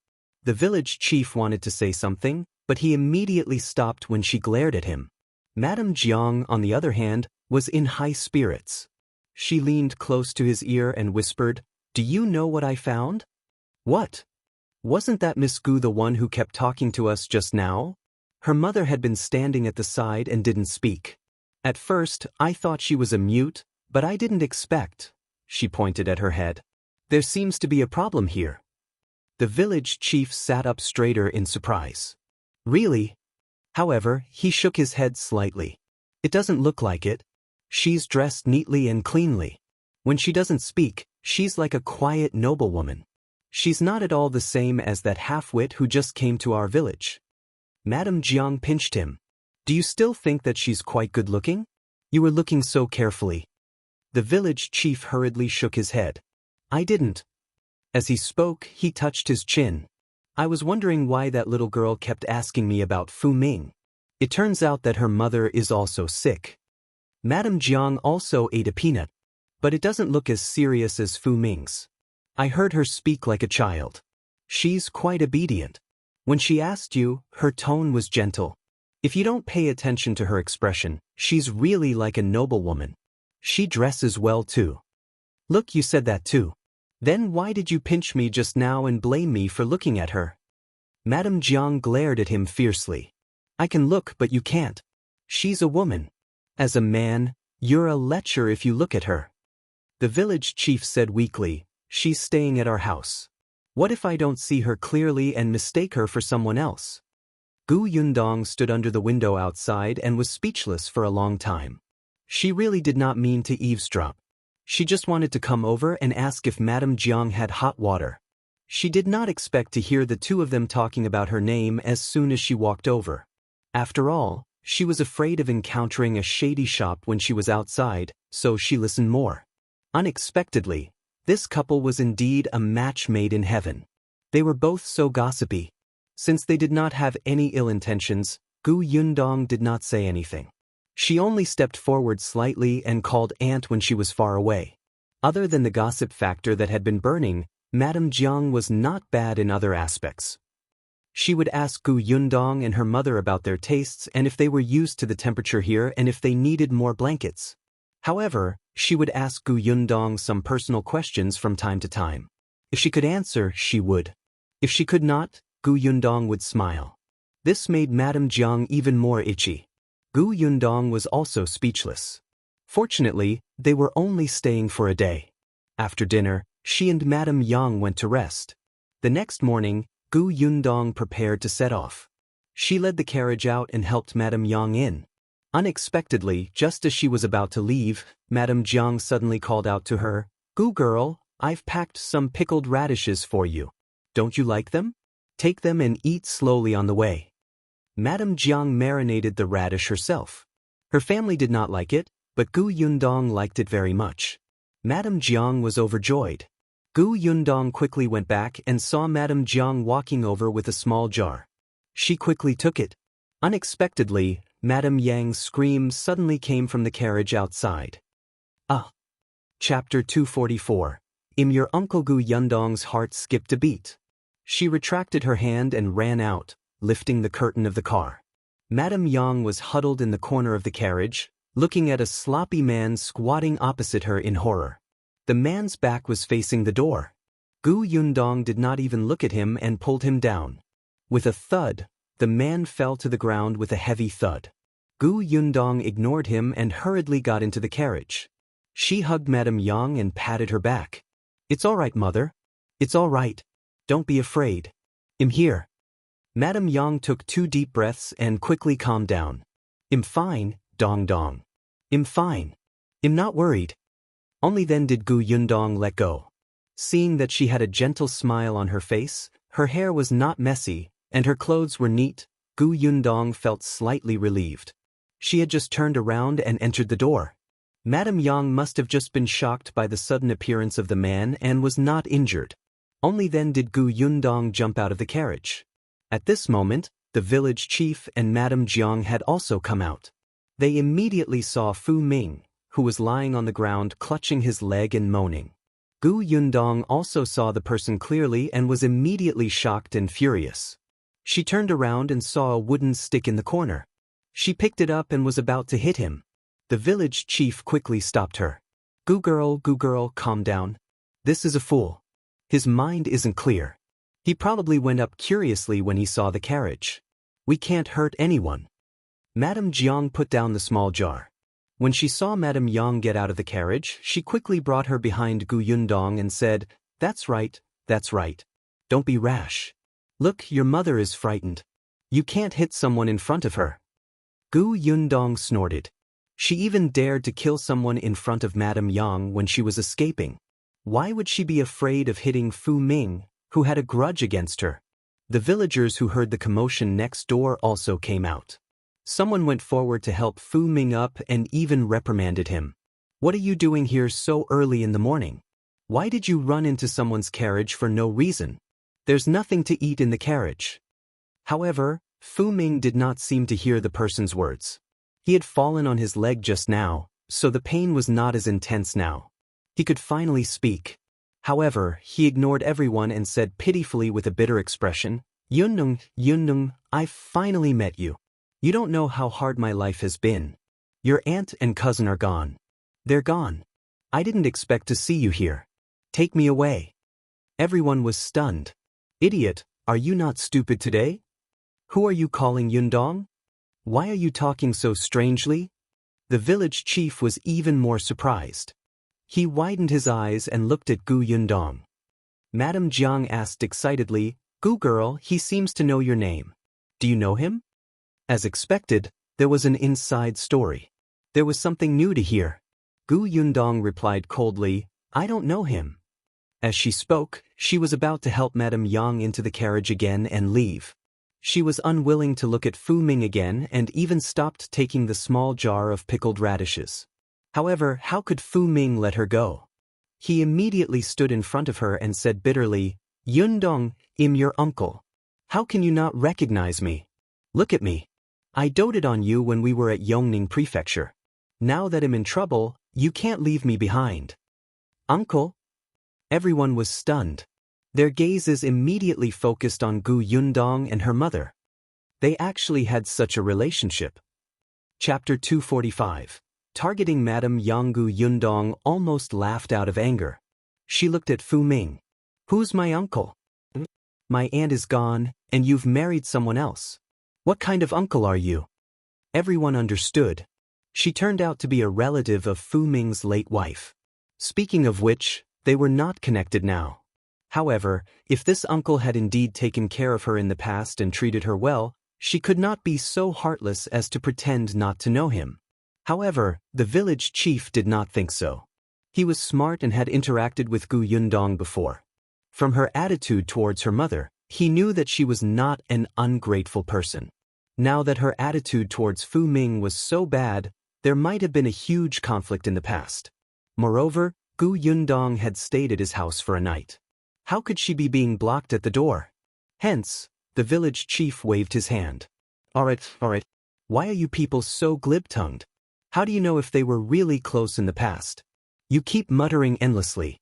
You can't even settle your own matters properly, yet you still have the mood to care about other people's matters. Fu Ming panicked when he heard this. He thought that the village chief would stand on his side on account that he was from the same village. He planned to use public opinion to get Gu Yundong to bring him away. He had seen clearly that not only did the Gu family have a carriage, but they were also dressed so well. They were much better than Widow Sunday. They must have met a noble and led a good life. In Fu Ming's impression, Gu Yundong was an easy-to-deal-with young lady. Although he had been set up in the forest outside the Qing'an Prefecture last time, Gu Yundong had mentioned that Uncle Wang wanted to avenge his daughter. He had always thought that there was indeed an Uncle Wang hiding in the dark and working together with Gu Yundong. After all, Master Qian had died from a crossbow bolt shot from afar. Uncle Wang must have taught Gu Yundong. Otherwise, how could this 13-year-old brat be so scheming? Yundong, you can't leave your uncle alone. Otherwise, what if your aunt comes looking for you in the middle of the night? You don't know how hard my life is now. I can't even sleep well without enough food and clothes. As he spoke, he looked at Madame Yang. Take me away. I can help you take care of your mother. Look at your mother now. You don't have a father, and no one will want your mother in the future. Although I've injured my brain, I can be cured. At that time, your mother will have someone to rely on, and you can also have someone to rely on. Think about it, isn't that right? Fu Ming had always known that Madame Yang was quite beautiful. In the past, because she had to work in the Gu family, she did not dress well. Her face was sallow and her fingers were rough. Therefore, he felt that although she was good-looking, she was still not as good-looking as Gu Qiue. However, now that he looked at Madame Yang, who had already cleaned up, he actually felt that Gu Qiue was a little ugly. Compared to Widow Sun, the difference was like heaven and earth. Even if there was something wrong with her brain, she looked good, right? But Gu Yundong was infuriated by his words. Not only was he shameless, but he also dared to have designs on her mother? The surrounding people were stunned when they heard this. Fu Ming had a wife. At this moment, no one noticed Gu Yundong.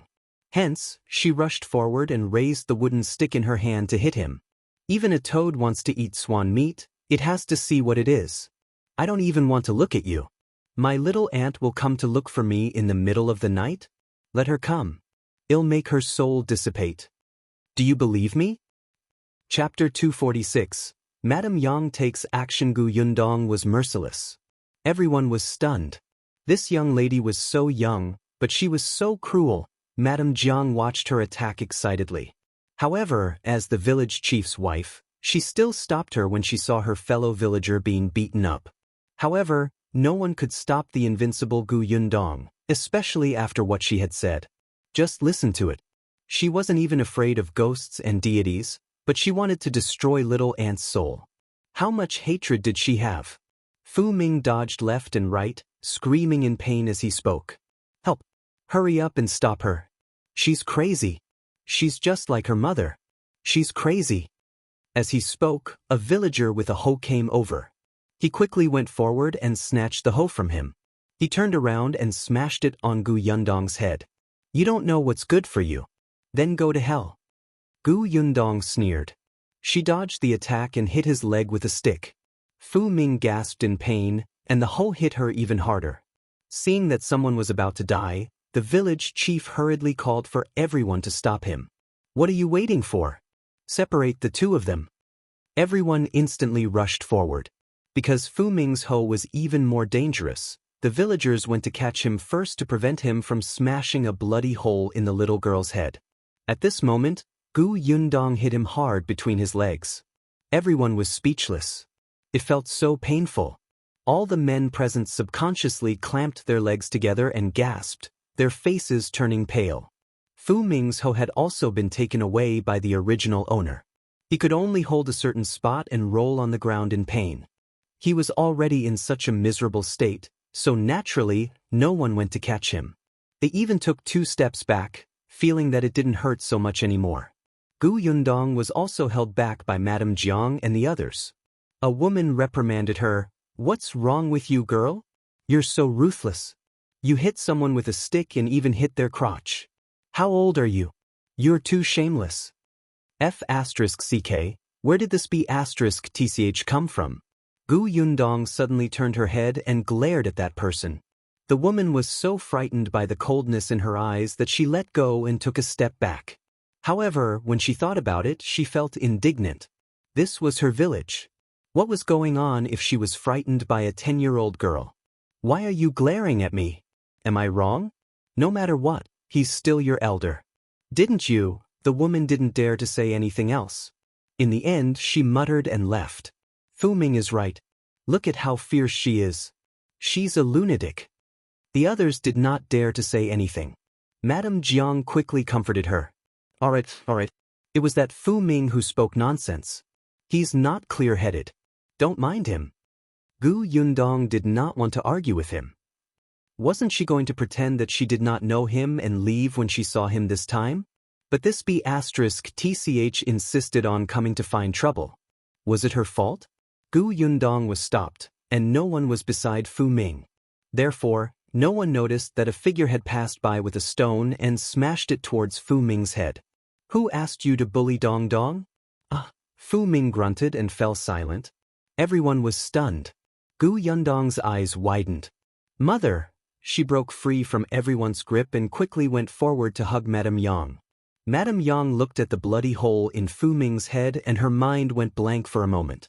It was only when Gu Yundong came over that she threw the stone away and said, "Dong Dong, don't be afraid. Mother will protect you." Chapter 247. My mother was just protecting me. Gu Yundong's eyes were hot as she stroked Madame Yang's back. "Yes, I'm not afraid." As she spoke, she glanced at Fu Ming with a cold gaze, but she still stood up calmly and shielded Madame Yang behind her. Everyone finally reacted. The village chief's expression changed drastically as he shouted, "What are you waiting for? Hurry up and get a doctor. The two of you carry Fu Ming in first." The incident happened at the entrance of the village chief's house, so they naturally carried the patient to his house first. Gu Yundong and Madame Yang were also surrounded. With such a thing happening, they definitely could not leave. Although Fu Ming had only been in Fugue village for a few months, he had married widow's son and could be considered a member of Fugue village. The outsider had injured someone from Fugue village, so she had to give an explanation. Moreover, this explanation could not be low. Now, even the village chief and Madame Jiang could not stand on her side. Gu Yundong and Madame Yang were invited back to the village chief's house. The village chief asked someone to watch them and see how Fu Ming was doing before making a decision. The doctor in the village was quickly invited over. He checked Fu Ming. Fortunately, he was still alive. Madame Yang was not very strong, and the stone was about the size of a fist. Although it had a sharp edge, it was not fatal. It was just that there was a lot of blood. It looked very scary. However, he had been unconscious all this time. They did not know what would happen. The doctor applied medicine, performed acupuncture, and bandaged him. It depended on the situation. What if he suddenly died? Madame Jiang heard the doctor's words from outside and quietly went out. She ran to the house where Gu Yundong and her mother were locked up. She said to the villager watching over them, "I came to ask them for the money for the treatment." The villagers let her in. When Madame Jiang entered, she saw that Gu Yundong had a calm expression and still had the energy to patiently comfort the uneasy Madame Yang. She sighed in her heart. This Gu girl was really not an ordinary girl. No wonder she dared to take her mother, who knew nothing, on a long trip alone. Unfortunately, although Madame Yang loved her daughter, she still got into trouble. She quickly walked to the two of them and met Gu Yundong's smiling face. Suddenly, she felt that there was nothing to worry about, so she whispered about Fu Ming's situation. Gu Yundong nodded, indicating that she understood. Madame Jiang looked at Madame Yang again and whispered, "If your mother is like this and you encounter such a thing again in the future, she'll probably be a burden." "My mother is fine, auntie. She's just protecting me." At this moment, Gu Yundong had completely forgotten the thought of not allowing Madame Yang and the other two to drag her down when she first came to this world.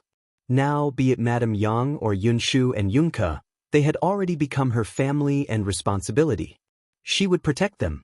Even if Fu Ming really died today, she would not let anything happen to her mother. Madame Jiang suddenly felt inexplicably envious of Madame Yang. If she became stupid one day and lost her mind, she would bring trouble to her children. Would she have the same treatment as Madame Yang? It was said that there was no filial son in front of a sickbed after a long time. For example, A Guang from their village was a famous filial son in this area. However, his mother was sick and could not take care of herself. He became impatient and went home. As she was thinking, she suddenly heard a sharp voice from the door. Madame Jiang's expression changed slightly. She quickly stood up and reminded Gu Yundong, "Widow's son is here." "No, she's not a widow anymore. Aya, she's Fu Ming's current wife. I'll go out and take a look." Chapter 248, Gu Yundong is easy to bully? Madame Jiang went out and saw widow's son walking towards Fu Ming's room impatiently. "What's going on? I heard that my husband was beaten up. His head was split open. Who beat him up? Get someone to come out and talk to me." Widow's son was a shrew, but she only went to the bed to take a look at Fu Ming before quickly looking away.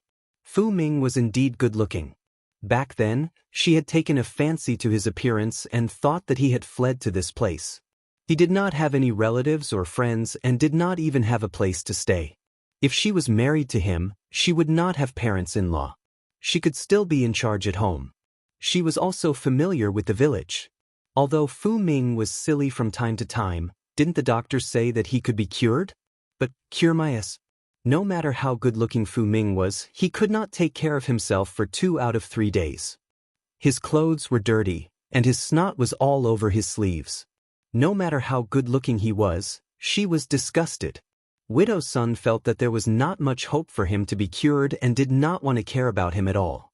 But he was her man after all. Weren't they bullying her by beating him up in the village? "Village chief, I heard that the person who hit her was from another village? This outsider has already bullied our village. You can't let her off. Do you think there's no one in our village? She even dares to hit someone in front of you. Who does she think she is?" The village chief frowned. Madame Jiang walked over and said, "You can't say that. Your Fu Ming was the one who caused this trouble first. She came to our village to stay for the night and was about to leave early in the morning. However, your Fu Ming insisted on stopping her. His words were unpleasant, like a lecture. No wonder she was infuriated." The village chief pulled her back. After all, the person who was injured now was from his own village. As the village chief's wife, how could she stand on the side of outsiders? What would the villagers think of him? Madame Jiang snorted, but she did not say anything else. She just did not like Widow Sunday. In the past, she even wanted to seduce her man. Who did she think she was? The village chief coughed lightly and said, "The person who hit him is now in the West Wing. This matter indeed needs to be discussed properly. However, both sides are indeed at fault. Although I'm the village chief of Fuguei village, I have to be reasonable." Widow's son turned around and left. After leaving the room, she looked around. Seeing that there were 2 familiar villagers guarding outside the door, she walked over in a few steps. The 2 villagers did not stop her. Widow's son pushed the door open and entered. Gu Yundong looked up and saw Widow's son's expression. She knew why Fu Ming was so anxious for her to take him away. She was ugly, really. She was especially burly. When she walked, the flesh on her face trembled. Gu Yundong felt that it was a little painful to look at her. No wonder she wanted to find someone like Fu Ming. She probably had no other choice. When Widow's son arrived, she had heard that the mother and daughter were the ones who hit her man. The younger one was only in her teens, and the older one had a problem with her brain. Fu Ming's head was smashed by that big one, but it didn't look like she had much strength. Otherwise, he would have been smashed to death. Widow's son smiled in satisfaction when she saw the 2 of them. All right, it was obvious that these 2 people were easy to bully. She turned around and was about to close the door. The 2 villagers looked at each other and quickly said, "Auntie Son, why don't we ask the village chief to make a decision?" "What decision? This is between our families. They smashed my man. I'll talk to them about compensation. Don't be a busybody. Get lost." She pushed the two of them away abruptly and closed the door. She even deliberately bolted it. Chapter 249. Blackmail. Yundong narrowed her eyes at her. Widow Sun had a scheming smile on her face. Her eyes were narrowed into a line, as if a lump of fat had been pressed into a crease. Widow Sun walked around the mother and daughter. Yundong was not afraid of her, but Madame Yang closed her eyes and hugged her daughter tightly. Widow Sun was even more satisfied when she saw her like that.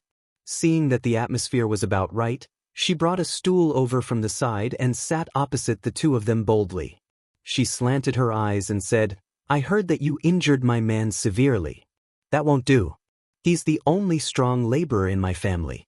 The doctor said that he'll have to lie in bed for at least half a year with his injuries.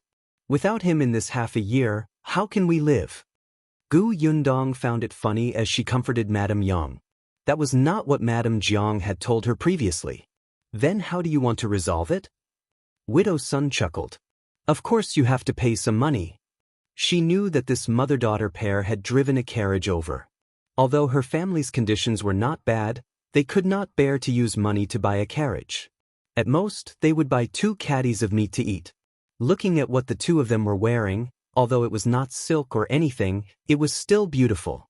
Widow Sun was already thinking about how much they should compensate. Let me tell you, this is Fugui Village. The old and young masters of Fugui Village are all united. We definitely won't allow outsiders to bully the villagers. You injured my man so badly today. Without my approval, you won't be able to leave this village. I'm not that unreasonable. As long as you talk nicely and apologize, compensate, and satisfy me, you can leave safely. So, let's calculate now how much silver you have to compensate. Yundong did not say anything and allowed her to speak. Look, my man is a capable man. He's the head of the field and can handle small businesses. Therefore, in half a year, he can at least earn 20 to 30 taels of silver for the family. Let's take the middle amount and treat it as 25 taels. This 25 taels can't be reduced at all. How about this? I think that the carriage will be worth 5 taels of silver. After all, it's already old. Other than this, there's also my man's medicinal money. He has to be nourished after losing so much blood. At least a chicken will be stewed every 5 days. It's at least 50 taels of silver here, don't you think? Yundong smiled. That much? Not much. From the looks of it, you can take out 70 taels of silver, right? Widow Sun's expression became fierce. You almost took my man's life. If this family doesn't have strong labor, it will also take my life. Aren't 2 lives worth 70 taels of silver and a carriage? Or do you not want to leave this village? Madame Yang was shocked by her sudden raised voice. Yundong hurriedly patted her shoulder and looked up into Widow Sun's eyes. Speak softer. You're too noisy. Hey, I'm talking to you nicely. You don't know what's good for you, do you? As Widow Sun spoke, she reached out and pushed Madame Yang's shoulder. Do you believe that I'll beat you up, break your limbs, and throw you into the pond? Yundong's face darkened. She let go of Madame Yang and stood up, pushing Widow Sun away. You little girl, you're courting death. Widow Sun rolled up her sleeves and slapped Yundong's face. Chapter 250. Counter Blackmail. Yundong kicked her knee. Widow Sun stumbled and fell to her knees. Yundong took the opportunity to cover her mouth to prevent her from calling out to the person at the door. Then she kicked her twice and placed a dagger on her neck. Widow Sun held her breath. She had wanted to grab Yundong's hand but did not dare to move. The dagger was cold and sharp. If she had moved a little, her neck would have bled. At this moment, there was a knock on the door and Madame Jiang's voice. Widow Sun, don't mess around. Come on and talk. Andy, we're fine. We'll go out in a while. Yundong spoke first. She let go of Widow Sun's mouth and wiped her saliva on her clothes in disdain. She said to Widow Sun, who was about to say something, Don't scream. If you scare me, my hands will tremble uncontrollably. Widow Sun wanted to nod, but she did not dare to. She could only say softly, You, don't be rash. Killing is illegal. You will go to prison. Think about it. You're still so young. If you go to the prison, It will be difficult for you to get married in the future. Gu Yundong nodded seriously. Isn't that so? So eat this. Before Widow Sun could understand what she was saying, she felt as if something had been stuffed into her mouth. Gu Yundong's knife approached and she lifted her chin. She swallowed it. Then her eyes widened. What did you feed me? Poison my Li Su. Omnipotent medicine. Gu Yundong had already moved the dagger away. Widow Sun hurriedly bent down and grabbed her throat. She vomited for a long time, but her face was red and she could not vomit. She looked at Gu Yundong with reddened eyes. You want to kill me? Of course not. I have no grudge against you. I was just frightened by you. I was afraid that the villagers would not let us leave, so I could only poison you first and treat you as a hostage. When we leave, I will naturally tell you the way to detoxify the poison. Widow Sun opened her mouth and wanted to call the people outside, but she was afraid of death. What if she angered this person and this person didn't tell her how to detoxify the poison? Gu Yundong looked at her expression and confirmed that she was a person who was very afraid of death. Previously, when Chang Fu was fed with my Li Su, he would at least be suspicious. It took her a few scares to bend him. However, when she said that it was poison, the one in front of her immediately believed her without any doubt. Widow Sun glared at Gu Yundong angrily. I didn't expect you to be so vicious at such a young age. We're outside. If we're not vicious, wouldn't we be bullied by you just like before? Gu Yundong squatted in front of her. Now, it's time to talk about my compensation. What compensation do you want? Look, we were supposed to leave early in the morning, but your man stopped us and delayed us. My time is very precious. You have to compensate me.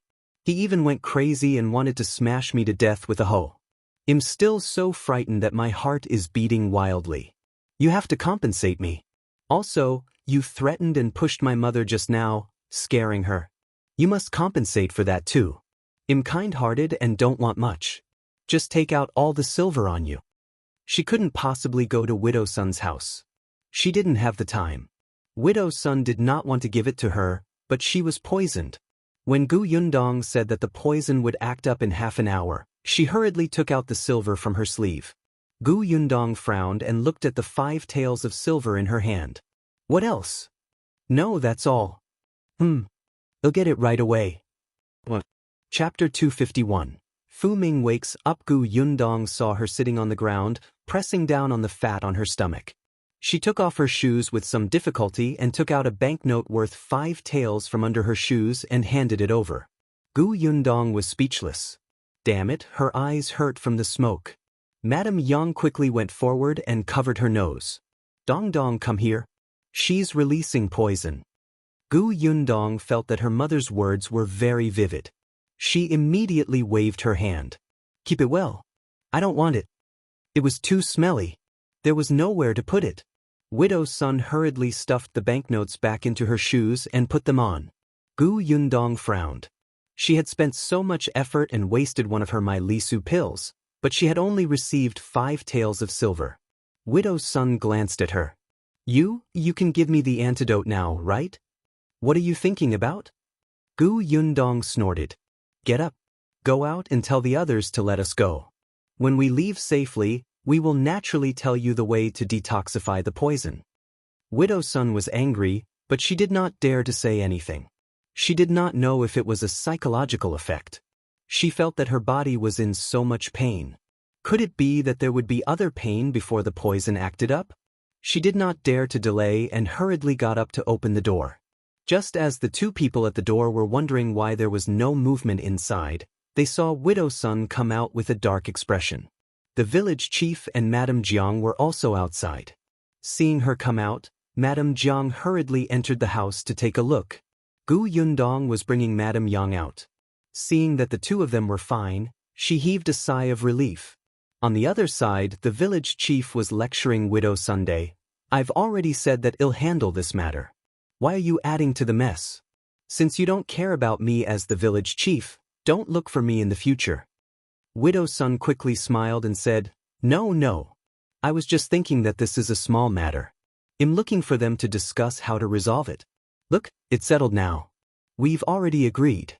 Village chief, quickly let them go. I heard that they're in a hurry. The village chief. What the hell? Madame Jiang was speechless. Was Widow Sun trying to seduce her man again? She was smiling so fawningly. She glared at Widow Sun and hurriedly asked Gu Yundong, "She didn't bully you?" Gu Yundong shook his head. "No, Auntie Sun is still very reasonable.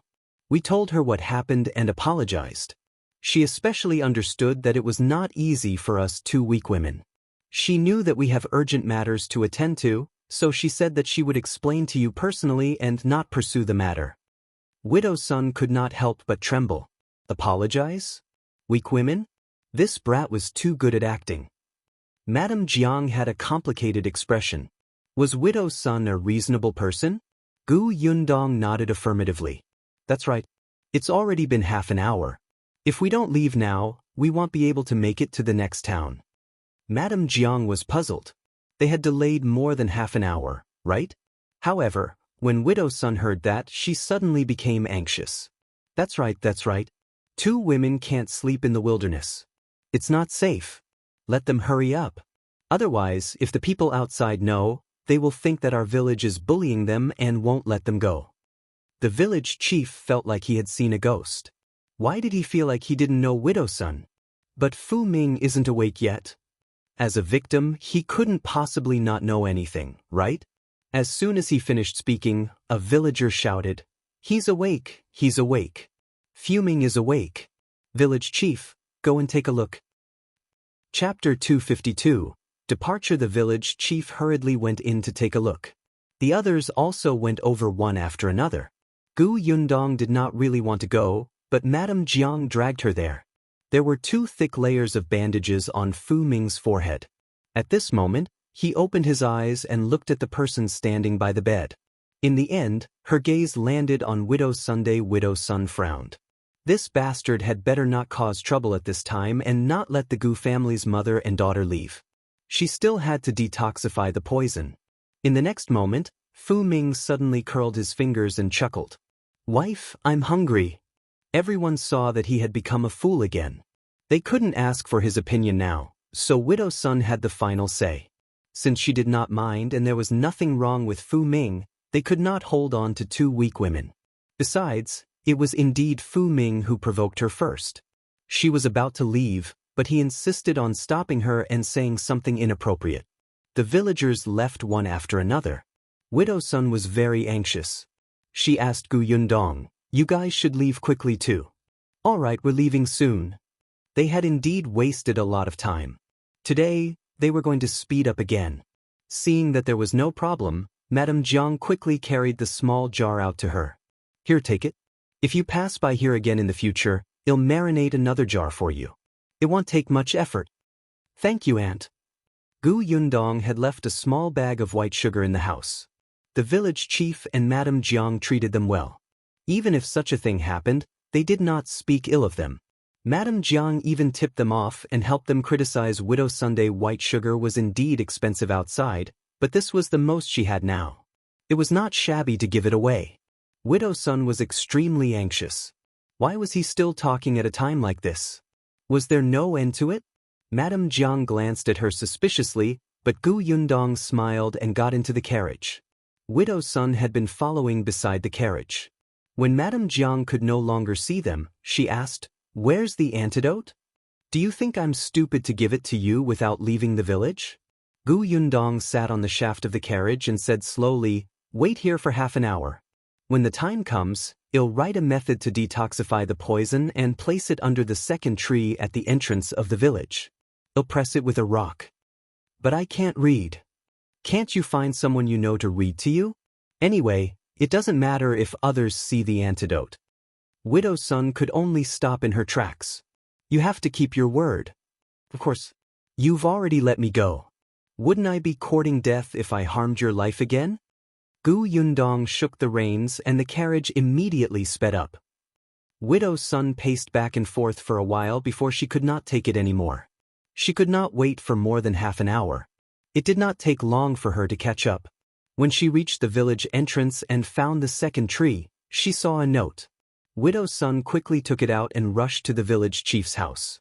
Madame Jiang was tidying up the guest room when she saw the bag of white sugar. She took it out to study it with the village chief. What the hell is this? I don't know. Madame Jiang shook her head, then suddenly slapped her head. By the way, there was a small note under it at that time. Take a look at what was written on it. The village chief quickly took it and read with narrowed eyes. White sugar. You can make sugar water or use it as a seasoning to make sweet food. Thank you for your hospitality. Madame Jiang was delighted. White sugar. The Gu family's girl gave us white sugar? It's so white. It must be very expensive. Before she could finish speaking, Widow Sun's noisy voice came from the door. Madame Jiang hurriedly put away the white sugar and covered it under the blanket. The next moment, she saw her barge in. The village chief's expression was ugly. What do you want now? Chapter 253. Completely crippled Widow Sun was panting. She did not care about his expression and hurriedly took out the paper and handed it over. Quick, help me see what's written on it. The village chief took it impatiently. Huh, he said. The words on it were written with charcoal, just like the note Madame Jiang had brought just now. He raised his head and glanced at Widow Sun strangely. The latter was extremely anxious. Why are you looking at me? Hurry up and read it. Can't you be a little nicer when you're begging? The village chief snorted and began to read the words on it. My lisu. It's a candy. It tastes great.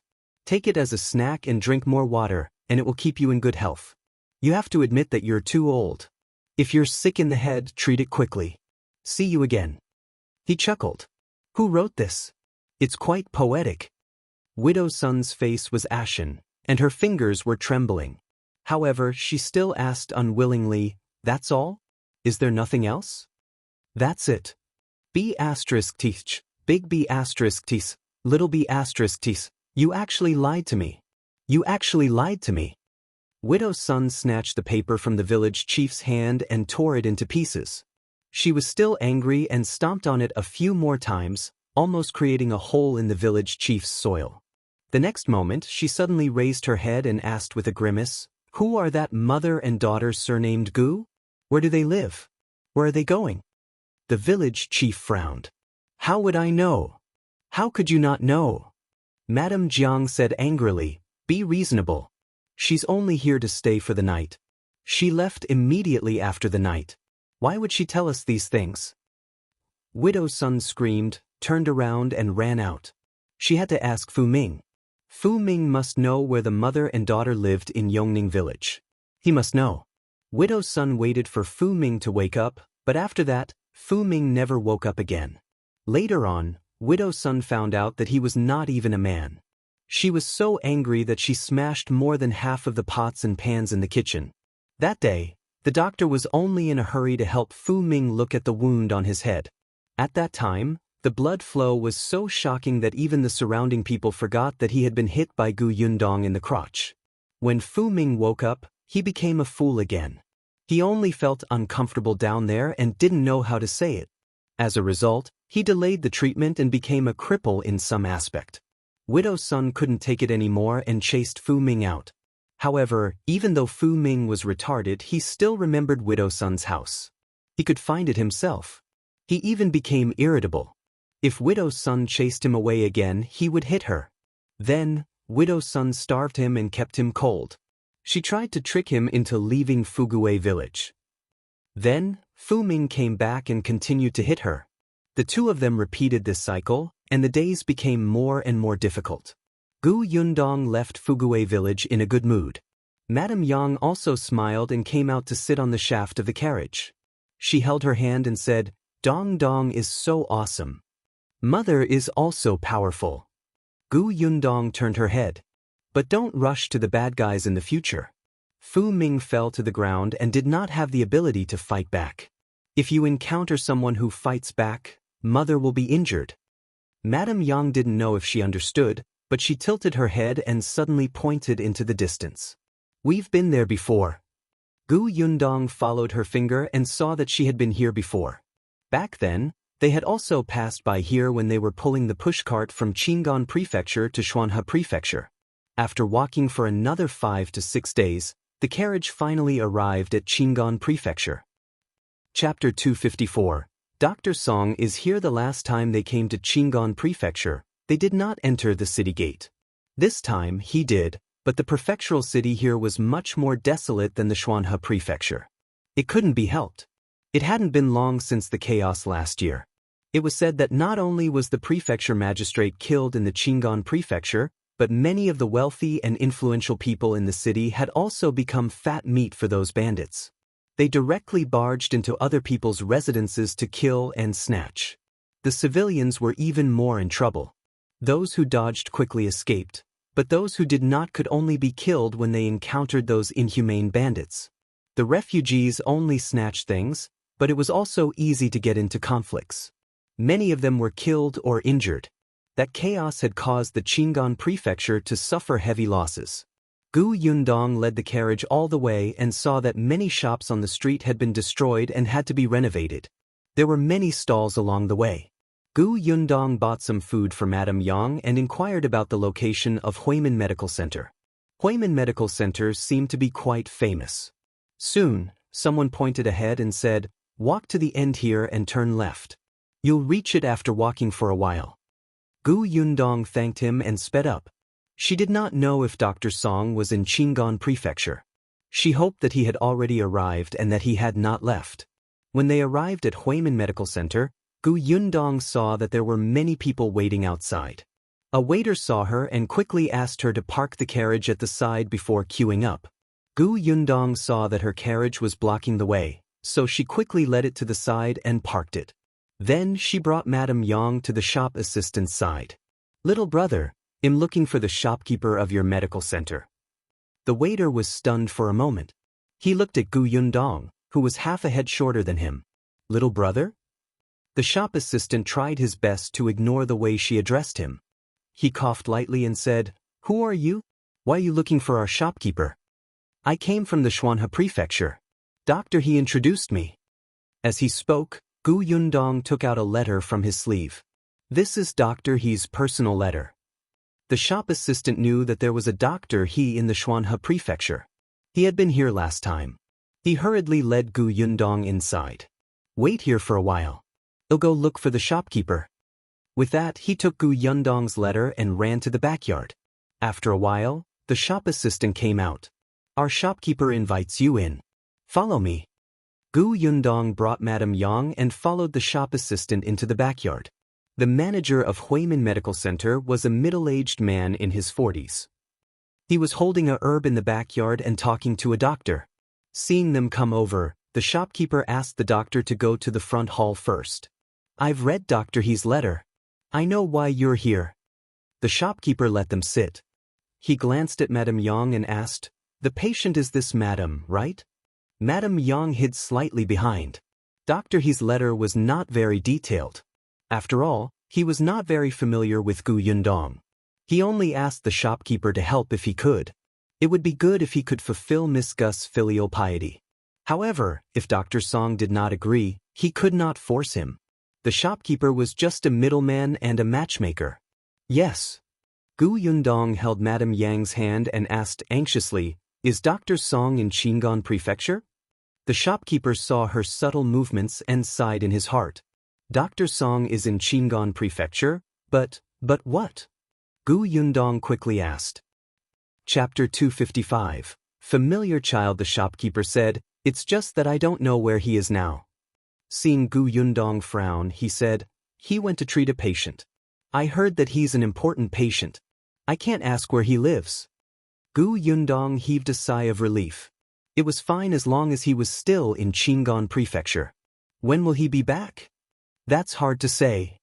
The shopkeeper shook his head. Dr. Song arrived the afternoon before yesterday. He just came to get some medicine and left. He didn't even have the time to take a break or drink a cup of tea. He hasn't come back since the afternoon before yesterday. Yundong frowned. So long? But don't worry, Dr. Song's things are still in Huimin Medical Center. He will definitely come again. Yundong pursed his lips. It seemed that she could only wait. She looked up at the shopkeeper, pursed her lips, and took out a bag of white sugar from her bag. "Thank you for telling me this, shopkeeper Chao. Please accept this as a thank you gift." Shopkeeper Chao quickly refused. I can't accept this. I just read Dr. He's letter and said a few words. You, halfway through his sentence, he suddenly stopped and his gaze landed on the white sugar in the bag. He took it and widened his eyes to carefully identify it. Was it really sugar? Shopkeeper Chao could be considered experienced and knowledgeable. He knew what was the most popular thing in the capital recently. It was the white sugar made by this imperial court. It was said that the influential families in the capital had gone crazy fighting for it. Nowadays, this thing did not only mean that you were rich, but it also represented your status. This was because this thing was rare. Those young masters and young ladies in the capital were all competitive. Today, at the banquet, those who were admiring the flowers and serving pastries had to say that the cake was made of rare white sugar. The sweeter it was, the more it meant that your family was powerful. The owner of Huimin Medical Center had also bought some. However, there were many Huimin medical centers in Dajin. If each family got a little, they wouldn't even have a chance to feel the sweetness. Shopkeeper Chao had kept the white sugar very well, but he did not expect this girl to take out a bag with one hand. There should be at least 2 caddies inside, right? If this girl gave him money, he really wouldn't accept it. But sugar? Shopkeeper Chao was in a dilemma. Yundong naturally saw the change in his expression, so she added, Actually, I still want to ask Shopkeeper Chao for a favor. They'll go to the inn next door to get a room later. If Dr. Song comes back, please ask the staff in the medical center to inform me immediately. What do you think? Sure, of course. Yes, now he could accept the white candy in peace. However, in the next moment he suddenly thought of something and hurriedly said, Are you planning to stay in the inn next door? Then you have to hurry. That inn's business is very good. If you go late, there won't be any good rooms. Yundong hurriedly thanked him and left with Madame Yang. She was quite lucky. When she booked the room, there was only one upper room left. Then there was a large bunk. Yundong quickly handed over the money. Just as it was settled, someone asked about the room. She heaved a sigh of relief and brought Madame Yang upstairs with the waiter. As soon as she entered the room, she put down her bag and asked Madame Yang to wait for her here. She went to the medical center again and told Shopkeeper Chao her room number. At the same time, she brought the carriage to the stable of the inn. Then, she walked back to the hall and asked the waiter for a meal to send to her room. Unexpectedly, as soon as she entered, she saw a familiar child. Chapter 256. Where are you taking my brother? Yundong could not help but take a few more glances, but a tall and thin man carrying the child glared at her fiercely. What are you looking at? Then he hurried away. In that moment, Yundong suddenly remembered where she had seen this child before. Wasn't it one of the 2 fair and chubby children who lived next door to the farmhouse's courtyard when they were escaping? Coincidentally, this was the little boy Yundong had seen before. When she was escaping from the wilderness, the children she saw were all sallow, thin, and on the verge of death. Therefore, the 2 pink children were too conspicuous and left an impression in her mind. She remembered that the person who had brought the children back then was the man who was known as Uncle Gao. One look at their clothes and she knew that they were rich. But now, the child was wearing a burlap shirt, and so was the tall and thin man. Moreover, his expression was gloomy, as if he was flustered and uneasy. When he saw her take a few more glances, he immediately became fierce and quickened his footsteps. This was very wrong. If that child's family became poor, he wouldn't be able to afford to wear good clothes, but his face was still chubby, fair, and tender. It was obvious that he had been pampered since he was young. Moreover, although the child was sleeping with his eyes closed, there were obvious tears on his face. Yundong's expression turned cold. Seeing the man walk out of the inn, she immediately ran over and blocked him. Who are you? Where are you taking my brother? The man was stunned and his expression changed. What did you say? Who's your brother? This is my son. A son? Doesn't look like it at all. Nonsense. My younger brother clearly followed elder brother Gao out to look for me. When did he become your son? For the sake of caution, Yundong added. If this person was really this child's father, he would definitely know brother Gao. What brother Gao? Get lost. As the man spoke, he winked to the side. Soon, a few people surrounded them. Very good, it was confirmed that they were human traffickers, and there were accomplices. After all, Yundong knew the child and had killed animals together. Brother Gao had even given her a bag of steamed buns and pancakes. When she encountered such a thing, she had to interfere. Yundong suddenly stepped forward and took the initiative. She grabbed his little finger and pulled it out. When he let go of the child in pain, she instantly snatched the child and took a few steps back. Then she shouted at the onlookers, "This is a baby stealer. Everyone catch him quickly." The man's expression changed drastically as he shouted in a low voice, "You're the wild girl who came from nowhere. That's my son. Return the child to me. Do you hear me? Everyone help me. I don't know who instructed this girl to take my son away." As he spoke, the man's accomplices immediately swarmed forward. "Miss, you're too young. How can you do such a thing? That's right. Hurry up and return the child to him. Didn't you see that the father and son are both wearing the same clothes? When the time comes, apologize properly. No one will blame you. Don't do such a thing next time. Look at the way you're carrying the child. It's pitiful. Don't hurt the child." As he spoke, 3 to 4 people moved to snatch the child. When the onlookers heard this, they were a little hesitant. The 3 of them all said the same. Everyone stood on the side of the tall and thin man. The others naturally thought that the 2 of them were father and son. Chapter 257.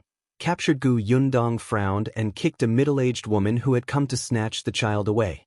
The other 3 were stunned. The tall and thin man's face flashed with ruthlessness. He gave them a look and the 3 of them came over at the same time. Some held her hand, some hugged the child, some pulled her hair, and some pinched her arm. But before these people could touch her, Yundong nimbly bumped into the weakest-looking person and kicked him between his legs. That person immediately bent down in pain. Yundong flashed past him and ran into the inn. She said to the people present who still did not understand, "These people are all in cahoots. They're the ones who are kidnapping. If you don't believe me, report it to the officials. I'll wait in this inn for the officials to arrest me." The waiter in the inn suddenly came back to his senses. This girl was their guest and had brought her mother, who seemed to be a little silly. From her gentle and polite words, it was obvious that she was knowledgeable. She asked him to help take care of her mother, and she was exceptionally friendly with a smile. She even tipped him a tael of silver. Therefore, he was definitely on Yundong's side. He immediately reached out to block Yundong and said to the few people who had run up to snatch the child, "This lady is staying here. But you're not a guest of our inn, right? You're not here to eat, so how did you get out of my inn?" The man's expression changed drastically. He took a small step back and said, I brought the child to borrow the toilet." In fact, he had sneaked in from the backyard behind a guest's carriage when no one was paying attention and took the opportunity to leave through the front door. When the onlookers heard Yundong's words, they almost leaned towards her. If she was really a kidnapper, would she dare to speak so confidently about reporting to the officials? After hearing the waiter's words, she was even more convinced that these people were not good people. After all, they knew the waiter. He couldn't be a bad person, right? The few kidnappers felt that something was amiss. Everyone looked at them strangely. Knowing that the situation was hopeless, and the child could not be snatched back, they understood each other and turned to leave. However, that tall and thin man was a thorn in everyone's side. How could he leave? He was quickly stopped. Still, his accomplices saw that the situation was not good and wanted to hide in the crowd and leave in several different directions. Yundong's eyes turned sharp. "And those few are his accomplices. I saw them signaling with their eyes." As she spoke, she saw a tea set on the table beside her. She handed the child to the waiter and smashed the teacups on their heads. As the teacup fell to the ground, the few people were instantly exposed and caught by the surrounding commoners. The few of them immediately struggled. "Let go of me. I just thought that you were snatching someone's child. Who's in cahoots?" "Me too. I don't know them." Yundong sneered. "Since you're innocent, wait here for the officials to come. Anyway, you're so enthusiastic. You definitely don't mind being witnesses." I still have something urgent to do," the woman hurriedly said. I still have to go home and cook for my husband. If he doesn't see me when he comes back, he'll be anxious. That's easy. Where's your house? I'll pay someone to send a message to your house. If what you say is true, I'll even treat your husband to a meal here. How about that? 1-1. Now that she could not say it, everyone believed that Gu Yundong was a good person. Chapter 258. Awake. Gu Yundong looked down at the child in the waiter's arms. She took the child and said to the waiter, "Please help me find a doctor from the Huimin Medical Center next door. I'm worried that this child has been drugged by them." The waiter nodded repeatedly and turned to run. "I'll go now." The shopkeeper, who had been silent all this while, also said, "To get someone to find the officials." "Miss, don't worry. Our Qing'an Prefecture's officials are not bad." Of course, they were not bad. Ever since the last chaos, there had been a huge change in the Qing'an Prefecture. In addition, the new emperor had ascended the throne with sharp methods. He had directly sent a trusted prefecture magistrate over, and even the governance of the officials below had become much clearer. Gu Yundong thanked him, and the waiter happened to invite a doctor over. Perhaps the doctor next door had also heard the commotion and knew that the matter had started. As soon as he came over, he took the child over and looked at him carefully. After a long while, he heaved a sigh of relief and said, "He's fine." He was knocked unconscious. As he spoke, he took a silver needle and pricked him slightly. Soon, the child frowned and groaned. He slowly opened his eyes. He looked around in confusion. "Who are you?" Gu Yundong asked him, "Do you still remember what happened before you fell asleep?" "What happened before?" The little boy scratched his head. Suddenly, he seemed to have thought of something and sat up straight. "Bad people were trying to catch me." Gu Yundong pointed at the tall and thin man. "Was that him?" When the child saw this, he immediately hid in Gu Yundong's direction. "It's him. He took me away when my sister Liang was buying me candy. He didn't care when I cried and even hit me." As he spoke, his body could not help but tremble violently. When everyone heard this, they were certain that this man was a kidnapper. The few people holding him stared at him tightly to prevent him from escaping. The waiter said to the child, "You've met a kidnapper. Fortunately, this girl saw that something was wrong and saved you. Otherwise, you wouldn't know where you would be sold." The child was stunned. When he looked at Gu Yundong again, his eyes sparkled. "Thank you, sister." "You're welcome." Gu Yundong stroked his head. He seemed to be about the same age as Yunshu. Although it had only been more than 10 days since she left Yongfu village, she still missed him and Yunka. "Your sister Liang must be very anxious when she saw that you were gone. Where did you buy candy and split up?" The child shook his head. "I don't know either. I just remember." Before he could finish speaking, a commotion came from outside the inn. A few officials followed closely behind, as well as a maidservant who looked to be no more than 15 or 16 years old. When the maidservant saw the child, she immediately cried tears of joy. "Young master, it's really you. Young master, this is great. Sister Liang." The child hurriedly called out to her, but he remained in Gu Yundong's arms. Liang Jing wiped her face. As soon as she realized that the child was gone, she searched nearby, but she couldn't find him at all. She quickly went to the government office to report the case. Fortunately, the government office was not far away. Unexpectedly, she happened to encounter someone who came over to report a matter. A child was saved and they asked the sheriff to go over and take a look. When Liang Jing heard that he seemed to be her young master, she hurriedly followed him. Thank goodness the young master was fine and appeared in front of her safely. Chapter 259.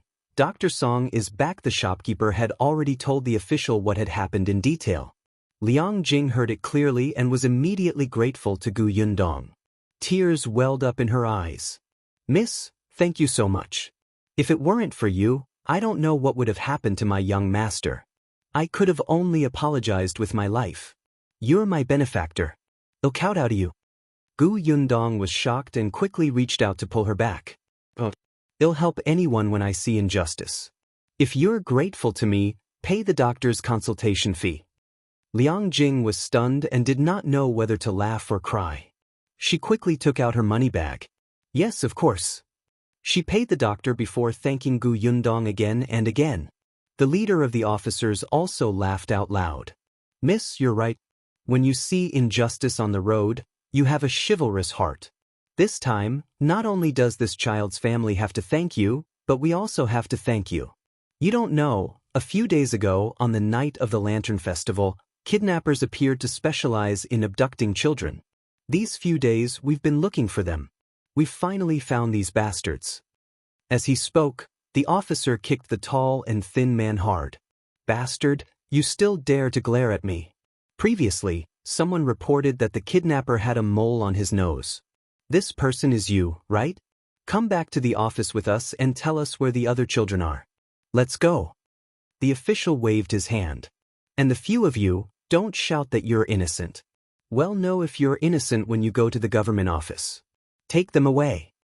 Then, he said to Gu Yundong, Miss, are you coming too? Gu Yundong thought about how she still had to wait for Dr. Song and Madame Yang was alone upstairs. How could she leave in peace? She knew that it would take a lot of time for witnesses to record their statements in the modern world, let alone here. They would probably have to argue repeatedly.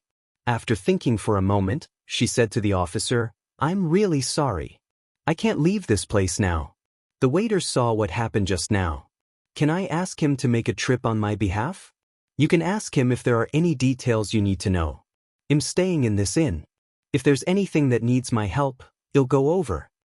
The officer saw that she was in a difficult position and thought about it. He felt that it was not a big problem, so he nodded. All right. Then he left with the kidnappers. As the victim, the child was also carried by Liang Jing. The crowd gradually dispersed, but there were still many people who nodded at Gu Yundong. Gu Yundong could not wait to go upstairs. She pushed open the door and saw Madame Yang sitting obediently in front of the table, staring at the puzzle on the table. Gu Yundong had unintentionally found it in her storage. She did not know when she had put it in, but it was a very simple wooden jigsaw puzzle. The image was of two cute little animals. She saw that Madame Yang was bored sometimes when she was alone in the carriage, so she took it out for her to play with. Madame Yang liked it very much. When she got it, she was overjoyed. She actually knew how to assemble the pieces, but she still couldn't bear to let it go. She enjoyed doing it repeatedly. When she saw Gu Yundong enter, she turned around and smiled at her. Dong Dong, I heard that it was so lively downstairs. It was so noisy. But I obediently didn't open the door or go out to take a look. Look at how I worked. The time was short again. Gu Yundong went forward to take a look and immediately praised, Mother is getting better and better. Yes, he'll play a few more times. When I get home, he'll be able to teach Shu and Kiki. When the time came, they would think that their mother was very powerful. It was rare for Gu Yundong to see Madame Yang with such a sense of accomplishment. She smiled and nodded. After dinner, she took Madame Yang to rest. The next morning, Gu Yundong had just packed up and was about to go to Huimin Medical Center when there was a knock on the door. She opened the door and saw that it was the staff of the medical center. The shop assistant said to her happily, Miss Gu, Dr. Song is back. Chapter 260, Gao Feng's visit. Gu Yundong was stunned, and her face lit up with joy. Really, to bring us there? She turned around and wanted to call out to Madame Yang, who was still sleeping on the bed. Madame Yang usually woke up earlier than her, but for some reason she woke up from a nightmare in the middle of the night yesterday. She called out to Gu Dajiang, and it was almost dawn before she fell asleep again. The shop assistant hurriedly said, Miss Gu, our shopkeeper said that Dr. Song seemed to have come back to get the medicine. I don't know when he will leave. If we don't see him quickly, I'm afraid we won't be able to see him again. Gu Yundong could not be bothered to wake up Madame Yang. She had to see Dr. Song first and get the man to agree to treat her mother before bringing Madame Yang over. Hence, she nodded. All right, I'll go over now. The shop assistant went downstairs and Gu Yundong went out to close the door. She happened to see the waiter coming over and asked him to help watch over here. If her mother woke up, he would tell her mother that she had gone out and would be back soon. Then, she hurried to Huimin Medical Center. Not long after she left, Gao Feng carried by Yang in. This is the inn? The little thing in his arms nodded vigorously. Yes. This is the place. Gao Feng went to ask the shopkeeper, "Is the girl who saved this child yesterday here?" The shopkeeper did not notice and called the waiter over. Coincidentally, the waiter did not see the shop assistant coming to look for Gu Yundong. He did not know where she had gone. Still, that girl said that she would be back soon. Her mother is still in her room. Gao Feng raised his head and looked in the direction of the second floor. After some thought, he found a seat and sat down. "Then let's wait here. Since she would be back soon, it shouldn't be long." Bai Yang was also very regretful. "Why isn't Sister Gu here? I was so frightened yesterday that I didn't thank her properly." Gao Feng lowered his eyes and retracted his coldness. He patted his head gently. "It's fine. It won't be too late to thank her when we see her later." The two of them ordered some food and waited for Gu Yundong to return. Meanwhile, Gu Yundong was following shopkeeper Chao to the backyard. Dr. Song is looking for herbs in the pharmacy in the backyard. They'll go in and ask him later. Wait outside. After all, he had accepted a bag of white sugar. Shopkeeper Chao was still very friendly. Gu Yundong nodded and stopped at the entrance of the pharmacy. Shopkeeper Chao went in alone and saw Dr. Song frowning as he looked at the herbs in his hand. "Dr. Song, there's a girl outside who came all the way from the Xian'er Prefecture to look for you. She wants you to treat her mother." Song Dejiang lowered his head as if he did not see or hear Shopkeeper Chao. He only muttered something. Shopkeeper Chao could not help but swallow his saliva. He tried again and said, "Dr. Song? That girl is outside. Her mother's condition is quite serious. I pity her filial piety. Aya, aren't you annoying? Why should I treat her mother? Can't you see that I'm annoyed? Get lost." Song Dejiang raised his head. He was fierce and irritable. His eyes were a little bloodshot, and he looked like he had not slept well for the past 2 days. Shopkeeper Chao was scolded badly. He wiped his face and was about to leave. However, after all, he had accepted the girl's sugar. Before he left, he still said, "That girl was introduced by Dr. He from the Xian'er Prefecture. There's also a handwritten letter from Dr. He." Chapter 261. No treating. What's great about Dr. He's introduction? Do I have to treat her just because he introduced her? Do you think I have nothing better to do? I haven't settled my own matters. No matter what illness you have, get lost and don't disturb me. Song Dejiang was furious. He raised his hand, grabbed a pen from the table beside him, and threw it. Shopkeeper Chao immediately did not dare to say anything else. He hurriedly left with his face covered in dust. He looked at Gu Yundong, who was standing at the door, and shook his head with a sigh. "Did you hear that? Let's go." Song Dejiang's voice was so loud that Gu Yundong naturally heard him clearly. She could not help but frown fiercely. Her mother's illness could not be delayed. She immediately wanted to go in herself. Shopkeeper Chao quickly stopped her. "Don't go. Dr. Song has just returned from his important patient's house. His eyes are red. It seems that he has spent a lot of effort on the patient. He's currently thinking about the prescription and has a bad temper. At this time, he'll only be more annoyed no matter what you say. It's better to wait and think of another way." Song Dejiang was not a doctor of Huimin Medical Center. He was a distinguished guest of their boss. This guy was just a shopkeeper of a small branch. He did not dare to offend him or order him around. Gu Yundong could only stop, but she was a little anxious. Shopkeeper Chao brought her to the front hall and waited a little longer. Later, when Dr. Song was in a better mood, he might treat her mother. Gu Yundong simply sat in a corner of the clinic, but her eyes were fixed on the exit of the backyard, afraid that Dr. Song would leave again. How could she get him to agree? Should she just kidnap him? No, what if this old man got angry and stabbed her mother to death with a needle? Money? Dr. Song didn't seem to lack money. White sugar. It could be used. And, as a doctor, what attracted him the most were probably medical skills and herbs. It was a pity that she did not know medicine. As for medicinal herbs, Gu Yundong's eyes were empty. Actually, she was rummaging through the spatial storage. After she dug out a pile of Western medicine, she sighed secretly. As she was thinking, Dr. Song suddenly rushed out with a smile on his face. Gu Yundong hurriedly stood up and ran over. "Dr. Song, please wait." I can't wait. Song Dejiang waved his hand without looking back and ran out in large strides. Gu Yundong was so angry that she almost laughed. She did not expect this old man to be so fast despite his old age. She wanted to follow, but shopkeeper Chao came over to stop her. Gu Yundong took a deep breath. Shopkeeper Chao. I don't think I should give you white sugar. Shopkeeper Chao laughed dryly. Miss Gu, listen to my advice. Don't get into trouble at this time. From the looks of it, Dr. Song must have thought of the prescription and is going to treat his patient. If you stop him at this time, he will definitely be angry. Don't worry, Dr. Song didn't take his things with him. He will still come back. Gu Yundong pursed her lips and did not chase after him. He'll have to trouble shopkeeper Chao to inform me when the time comes. Of course, of course. Shopkeeper Chao nodded repeatedly. Gu Yundong glanced at him and was about to leave when she suddenly thought of something.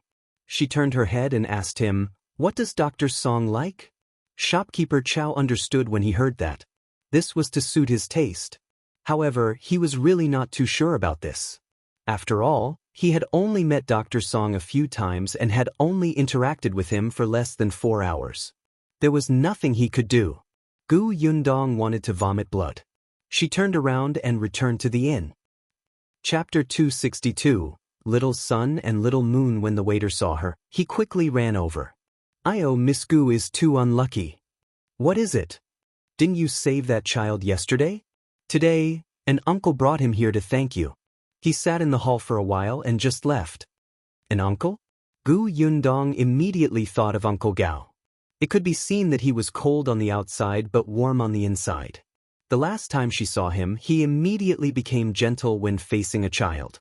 It was not surprising that he would come to thank her in person. Gu Yundong said to the waiter, If they come again, tell them not to be so polite. It's nothing. Sure thing. Only then did Gu Yundong go upstairs and bring Madame Yang out for dinner. At this moment, Gao Feng was still on a carriage not far from the inn. When he saw Song Dejiang lift the curtain and come up, he hurriedly went forward and asked, Do you have the prescription? Song Dejiang nodded repeatedly and laughed loudly. He took out a bag from his pocket. I was really blind. I was stuck in a dead end. If I hadn't seen this in the pharmacy, I wouldn't have thought of it. Let's go back and try. Gao Feng poked his head over to take a look. It was the bag of white sugar that shopkeeper Chao had hidden tightly. Sugar. Could this cure disease? Song Dejiang nodded. Actually, I don't have to use white sugar, but this little thing gave me an idea and enlightened me. Moreover, this sugar is thin and white. It's rare. I should give this to little Bai. The corners of Gao Feng's mouth twitched, but he was still very excited. Then let's go back quickly? Yes, yes. Song Dejiang waved his hand, and the carriage quickly moved. He was happily thinking about the prescription in his mind. After a long time, he finally noticed Bai Yang, who was sitting quietly at the side. He could not help but ask curiously, Little son, why aren't you saying anything? Are you unhappy that there's a prescription for your uncle's illness? Of course I'm happy. Bai Yang immediately retorted, but he quickly sighed again. But I didn't see Sister Gu today. Oh, the sister who saved you when you went out with Liang Jing to buy candied plums for your uncle yesterday? Yes. Bai Yang sighed faintly. Song Dejiang waved his hand. It's fine. You'll meet her again if you don't see her this time. Didn't you say that she has something to do in Qing'an Prefecture and won't leave for the time being? When Bai Yang heard this, he immediately perked up and nodded vigorously. Yes, he'll come again next time. As they spoke, the carriage stopped at the entrance of a quiet courtyard house. Gao Feng carried Bai Yang down and saw Bai Yu looking around the door. The little girl and Bai Yang were twins. When she saw them, she immediately ran over. Brother, you're finally back. Sister, long time no see. Bai Yang held her hand and looked like they had reunited after a long time. The corners of Song Dejiang's mouth twitched. Weren't they separated for less than 4 hours? There was so much drama. After the group of people entered, Song Dejiang quickly went to prepare the medicine. Gao Feng brought the 2 children to the room to see Bai Jin. The young man was only 15 or 16 years old, but his face was pale and he did not look well. Bai Yang lay by the bed and called him softly, "Brother Bai." "Call me little uncle," Bai Jian reminded him with a smile. Bai Yang pouted. "You're only a little older than me." He was clearly 10 years older, but this was considered a little? Song Dejiang came in not long after. He sat on the edge of the bed and took his pulse. After that, he snorted coldly. "Serves you right. You haven't recovered from your internal injuries to begin with, yet you still ran to Yongning Prefecture. It's not like you don't know that it's chaotic over there. Great, there's even a problem with your eyes. I heard that the girl is from Yongning Prefecture, so I went to look for her." Chapter 263, Searching for the Girl Who Escaped. "Isn't there Gao Feng? Can't we just get Gao Feng to look for her?" Song Dejiang snorted coldly, thinking that he was just messing around. Bai Jian coughed slightly. "It's true that I didn't consider it carefully. It's just that I was a little anxious at that time, so I couldn't care less. Moreover, my internal injuries had already recovered a lot. I didn't expect it to relapse after this trip." It was easy for him to admit his mistake, so Song Dejiang did not say anything else. He only muttered, "You also said that the girl fled all the way from Yongning Prefecture. There are always accidents on the way. What if she..." Before Bai Jian could say anything, Gao Feng shook his head firmly. "There won't be any accidents. That girl is soft on the outside but tough on the inside. Although I've only spoken to her a few times, it can be seen from the fact that she can kill someone without hesitation. She's the kind of person who can be safe in a chaotic world." Song Dejiang glanced at him. "You quite admire this girl. It's a pity that I only thought that we met by chance and wouldn't interact with each other in the future, so I didn't ask her name and background. If I knew more, I might be able to find her sooner." Bai Jian shook his head. "On the way to escape, it's a big taboo to talk too much. She might not tell you the truth. If nothing unexpected happens, that girl will most likely come to Qing'an Prefecture. Unfortunately, Qing'an Prefecture is in chaos. It's hard to say where she will go." Song Dejiang saw that the two of them were shaking their heads and the two younger ones were sighing faintly. He could not help but twitch his lips and ask softly, "Then have you ever thought that perhaps that thing is not with that girl?" Of course, they had thought about it, but, at least for now, she's our only lead. All right, they could only continue searching. Song Dejiang went out again and began to concoct medicinal ingredients. Before finding the target, he had to have a healthy body. Meanwhile, Gu Yundong waited in the inn for another 2 days. Just as she was about to get impatient, there was a knock on the door. Gu Yundong was sitting by the window and staring downstairs. She had been sitting here for most of the day. Coincidentally, under the window of her room was the backyard of Huimin Medical Center. Shopkeeper Chao said that when Dr. Song returned, he usually entered from the backyard. Therefore, she thought that since she was waiting for him, she might as well keep an eye on him while enjoying the scenery.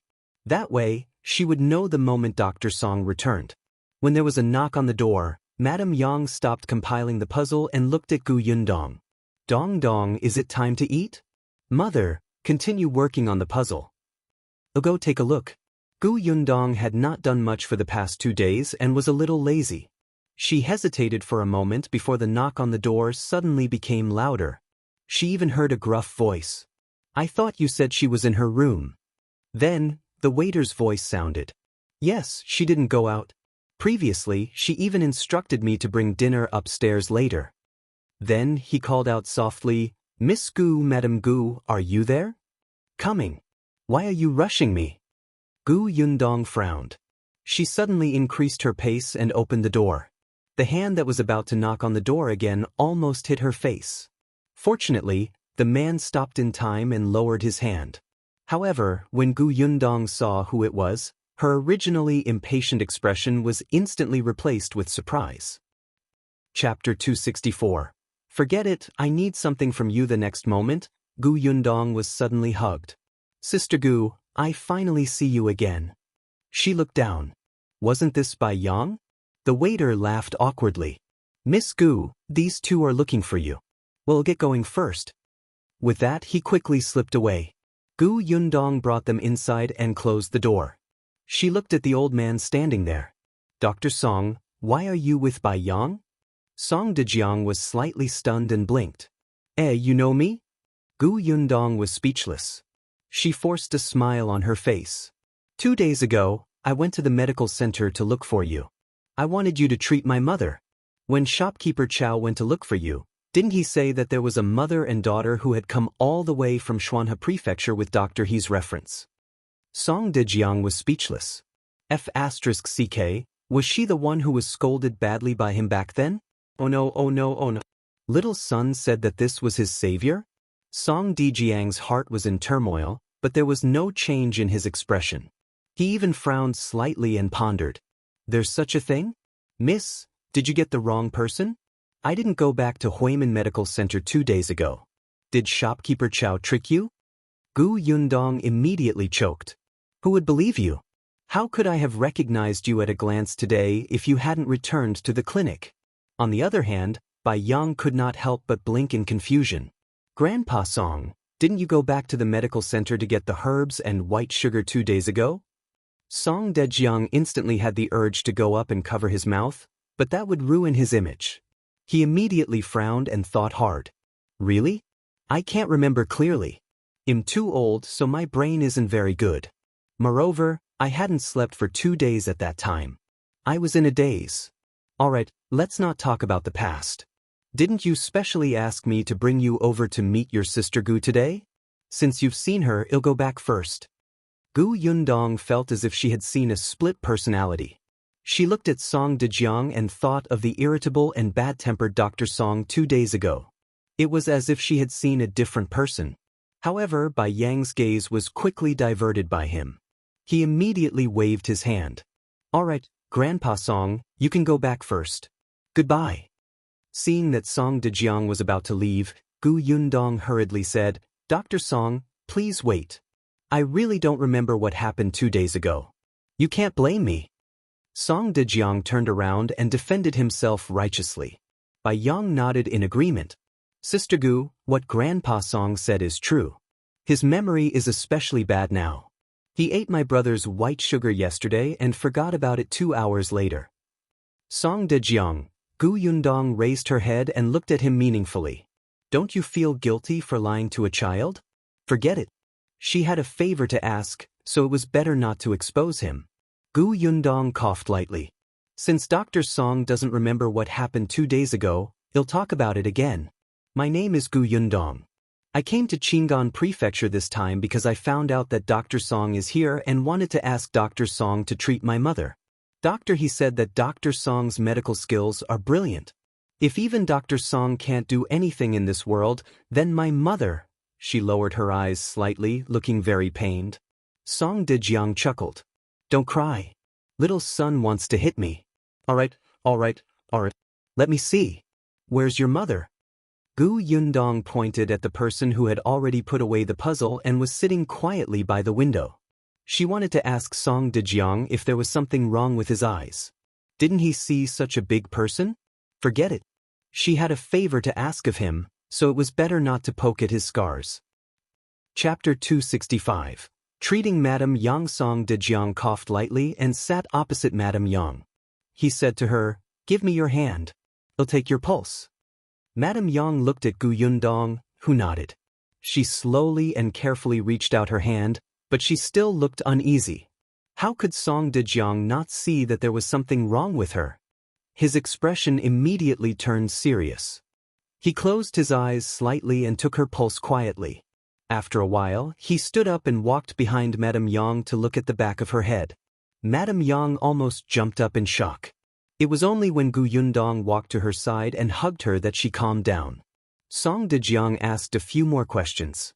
Most of them were similar to what Dr. He had asked back then. However, his emotions were not as intense as Dr. He's. Gu Yundong was a little nervous. Can my mother's illness be cured? It's hard to say. Song Dejiang sighed. Gu Yundong's heart skipped a beat. What's the problem? I can give her acupuncture once, but at most, I can maintain her current state and not let her condition worsen.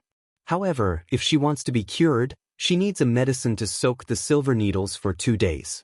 I'll then inject them again to cure your mother's illness. What medicine? It's a medicine called Bimusi. It's not easy to find. She had never even heard of Bai Muzi. Gu Yundong pursed her lips. If even Song Dejiang said that it was not easy to find, it must be very rare. What does it look like? Where does it usually grow? Do you know where to buy it? No matter what, there was still hope. At most, she would just spend more time searching. If it was really as Song Dejiang had said, that he could stabilize his mother's condition and not let it endanger her life, then at least she would not have to worry so much. Coincidentally, Song Dejiang had a medical book with him. On it were records of Bai Muzi. He took it out and handed it to Gu Yundong. Take a look. Bai Muzi's appearance and features are drawn on it. Then he looked around and asked her, the blood clot in your mother's brain is starting to spread. Do you want to treat it now or in the future? Now, of course. Since it had spread, the sooner the better. Song Dejiang nodded. All right, let's go to Huimin Medical Center. It's too noisy here and it's not conducive to treating the disease. Okay. Gu Yundong put the book away and followed Song Dejiang and Bai Yang downstairs with Madame Yang. Shopkeeper Chao did not seem to be around. Only the waiter saw them. When he saw Song Dejiang and Gu Yundong enter together, he was surprised. It was not until Song Dejiang instructed him to prepare some things that he turned around and went to work. Song Dejiang brought them to the backyard. There was also a consultation room there. It was specially prepared for patients who were not convenient to be treated outside. There was no one there now, so Song Dejiang could use it. After the waiter brought the hot water, cotton cloth, and oil lamp, Song Dejiang asked him to help guard the door with Bai Yang and not let anyone disturb them. He had originally planned to let Gu Yundong stay outside, but Madame Yang seemed to be unable to leave her. Song Dejiang cleaned his hands. The moment he picked up the silver needle, he immediately became different. Gu Yundong was more at ease with Dr. Song. Madame Yang closed her eyes and leaned against Gu Yundong without moving. After an unknown period of time, Gu Yundong's hands stiffened slightly. Dr. Song put away the silver needles and said to Gu Yundong, all right, bring your mother back to rest. There won't be a problem if we do it again tomorrow. Yes. Joy flashed across Gu Yundong's face as she went to open the door. Before she could take a step forward, Bai Yang pounced on her. Sister Gu, I remember now. I've seen Bai Muzi before. Song Dejiang's expression changed drastically. He suddenly took a step forward. Little troublemaker. Shut up. Chapter 266. The little brat is very bad. Gu Yundong was pleasantly surprised when she heard Bai Yang's words, but Song Dejiang's actions extinguished it. She looked at him suspiciously. Song Dejiang looked up at the sky. He didn't know anything. Bai Yang ignored him and said, when I heard Bai Muzi just now, I felt that it sounded familiar. It was as if I had heard it somewhere before. I thought about it for more than 2 hours before I finally remembered. I've already told you to shut up, and you're still talking. Song Dejiang glared at the little guy, his heart bleeding. Bai Yang immediately hid behind Gu Yundong. But Sister Gu is my savior. I've decided that when I grow up, I'll marry her. I can't hide anything from my wife. Gu Yundong was speechless. Wait, what did you decide on your own? Did she agree? Song Dejiang was speechless. He had to quickly tell Bai Jian that his nephew was engaged to someone else, and it was an old woman who was many years older than him. Gu Yundong decided to try her best to ignore Bai Yang's words. In order not to let him treat this matter as a love token in the future, she felt that it was better not to get any information from him. Therefore, she looked at Song Dejiang very sincerely. Dr. Song, since you've already said this, can you tell me the truth? Do you have Bai Muzi? As long as you can treat my mother's illness, feel free to ask. I'll do what I can. Even if I can't do it now, I'll do it in the future. Song Dejiang felt a headache coming on. He glared at Bai Yang fiercely and turned to return to his room. Now that things have come to this, I'll tell you. Gu Yundong quickly followed him in happily, but Song Dejiang's next words were like a bucket of cold water. However, even if you know where Bai Muzi is, you won't be able to obtain it.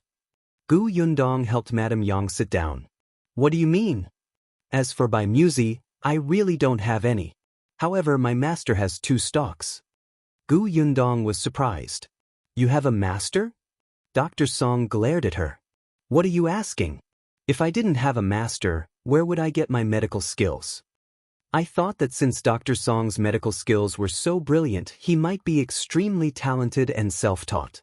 In fact, Gu Yundong secretly felt that since Dr. Song was already so old, his master might already be gone. Song Dejiang felt comfortable with her flattery and was about to humble himself. Bai Yang said, Grandpa Song's master is my biological grandfather, but my grandfather is even younger than Grandpa Song. Gu Yundong silently shut her mouth. Song Dejiang really wanted to throw this brat out. He used to think that this boy was quite cute, but now he realized that he was just an elder sister slave who specially undermined him. He valued his lover over his friend. This brat was very bad. Song Dejiang was a little embarrassed and angry as he looked at Gu Yundong, who was trying her best to hold back her laughter. So do you want my musi or not? Yes. Gu Yundong quickly sat up straight. Then she frowned. But didn't you say that I can't get it? Is it because your master is not easy to talk to? Song Dejiang glanced at her from the corner of his eyes. My master is indeed not easy to talk to. He has a strange temper and doesn't care about favors. This by musi is rare, so it won't be easy for him to take it out. However, he glanced at Bai Yang, he treats his children and grandchildren very well. You saved his only grandson, so Bai musi will be given to you. Then why?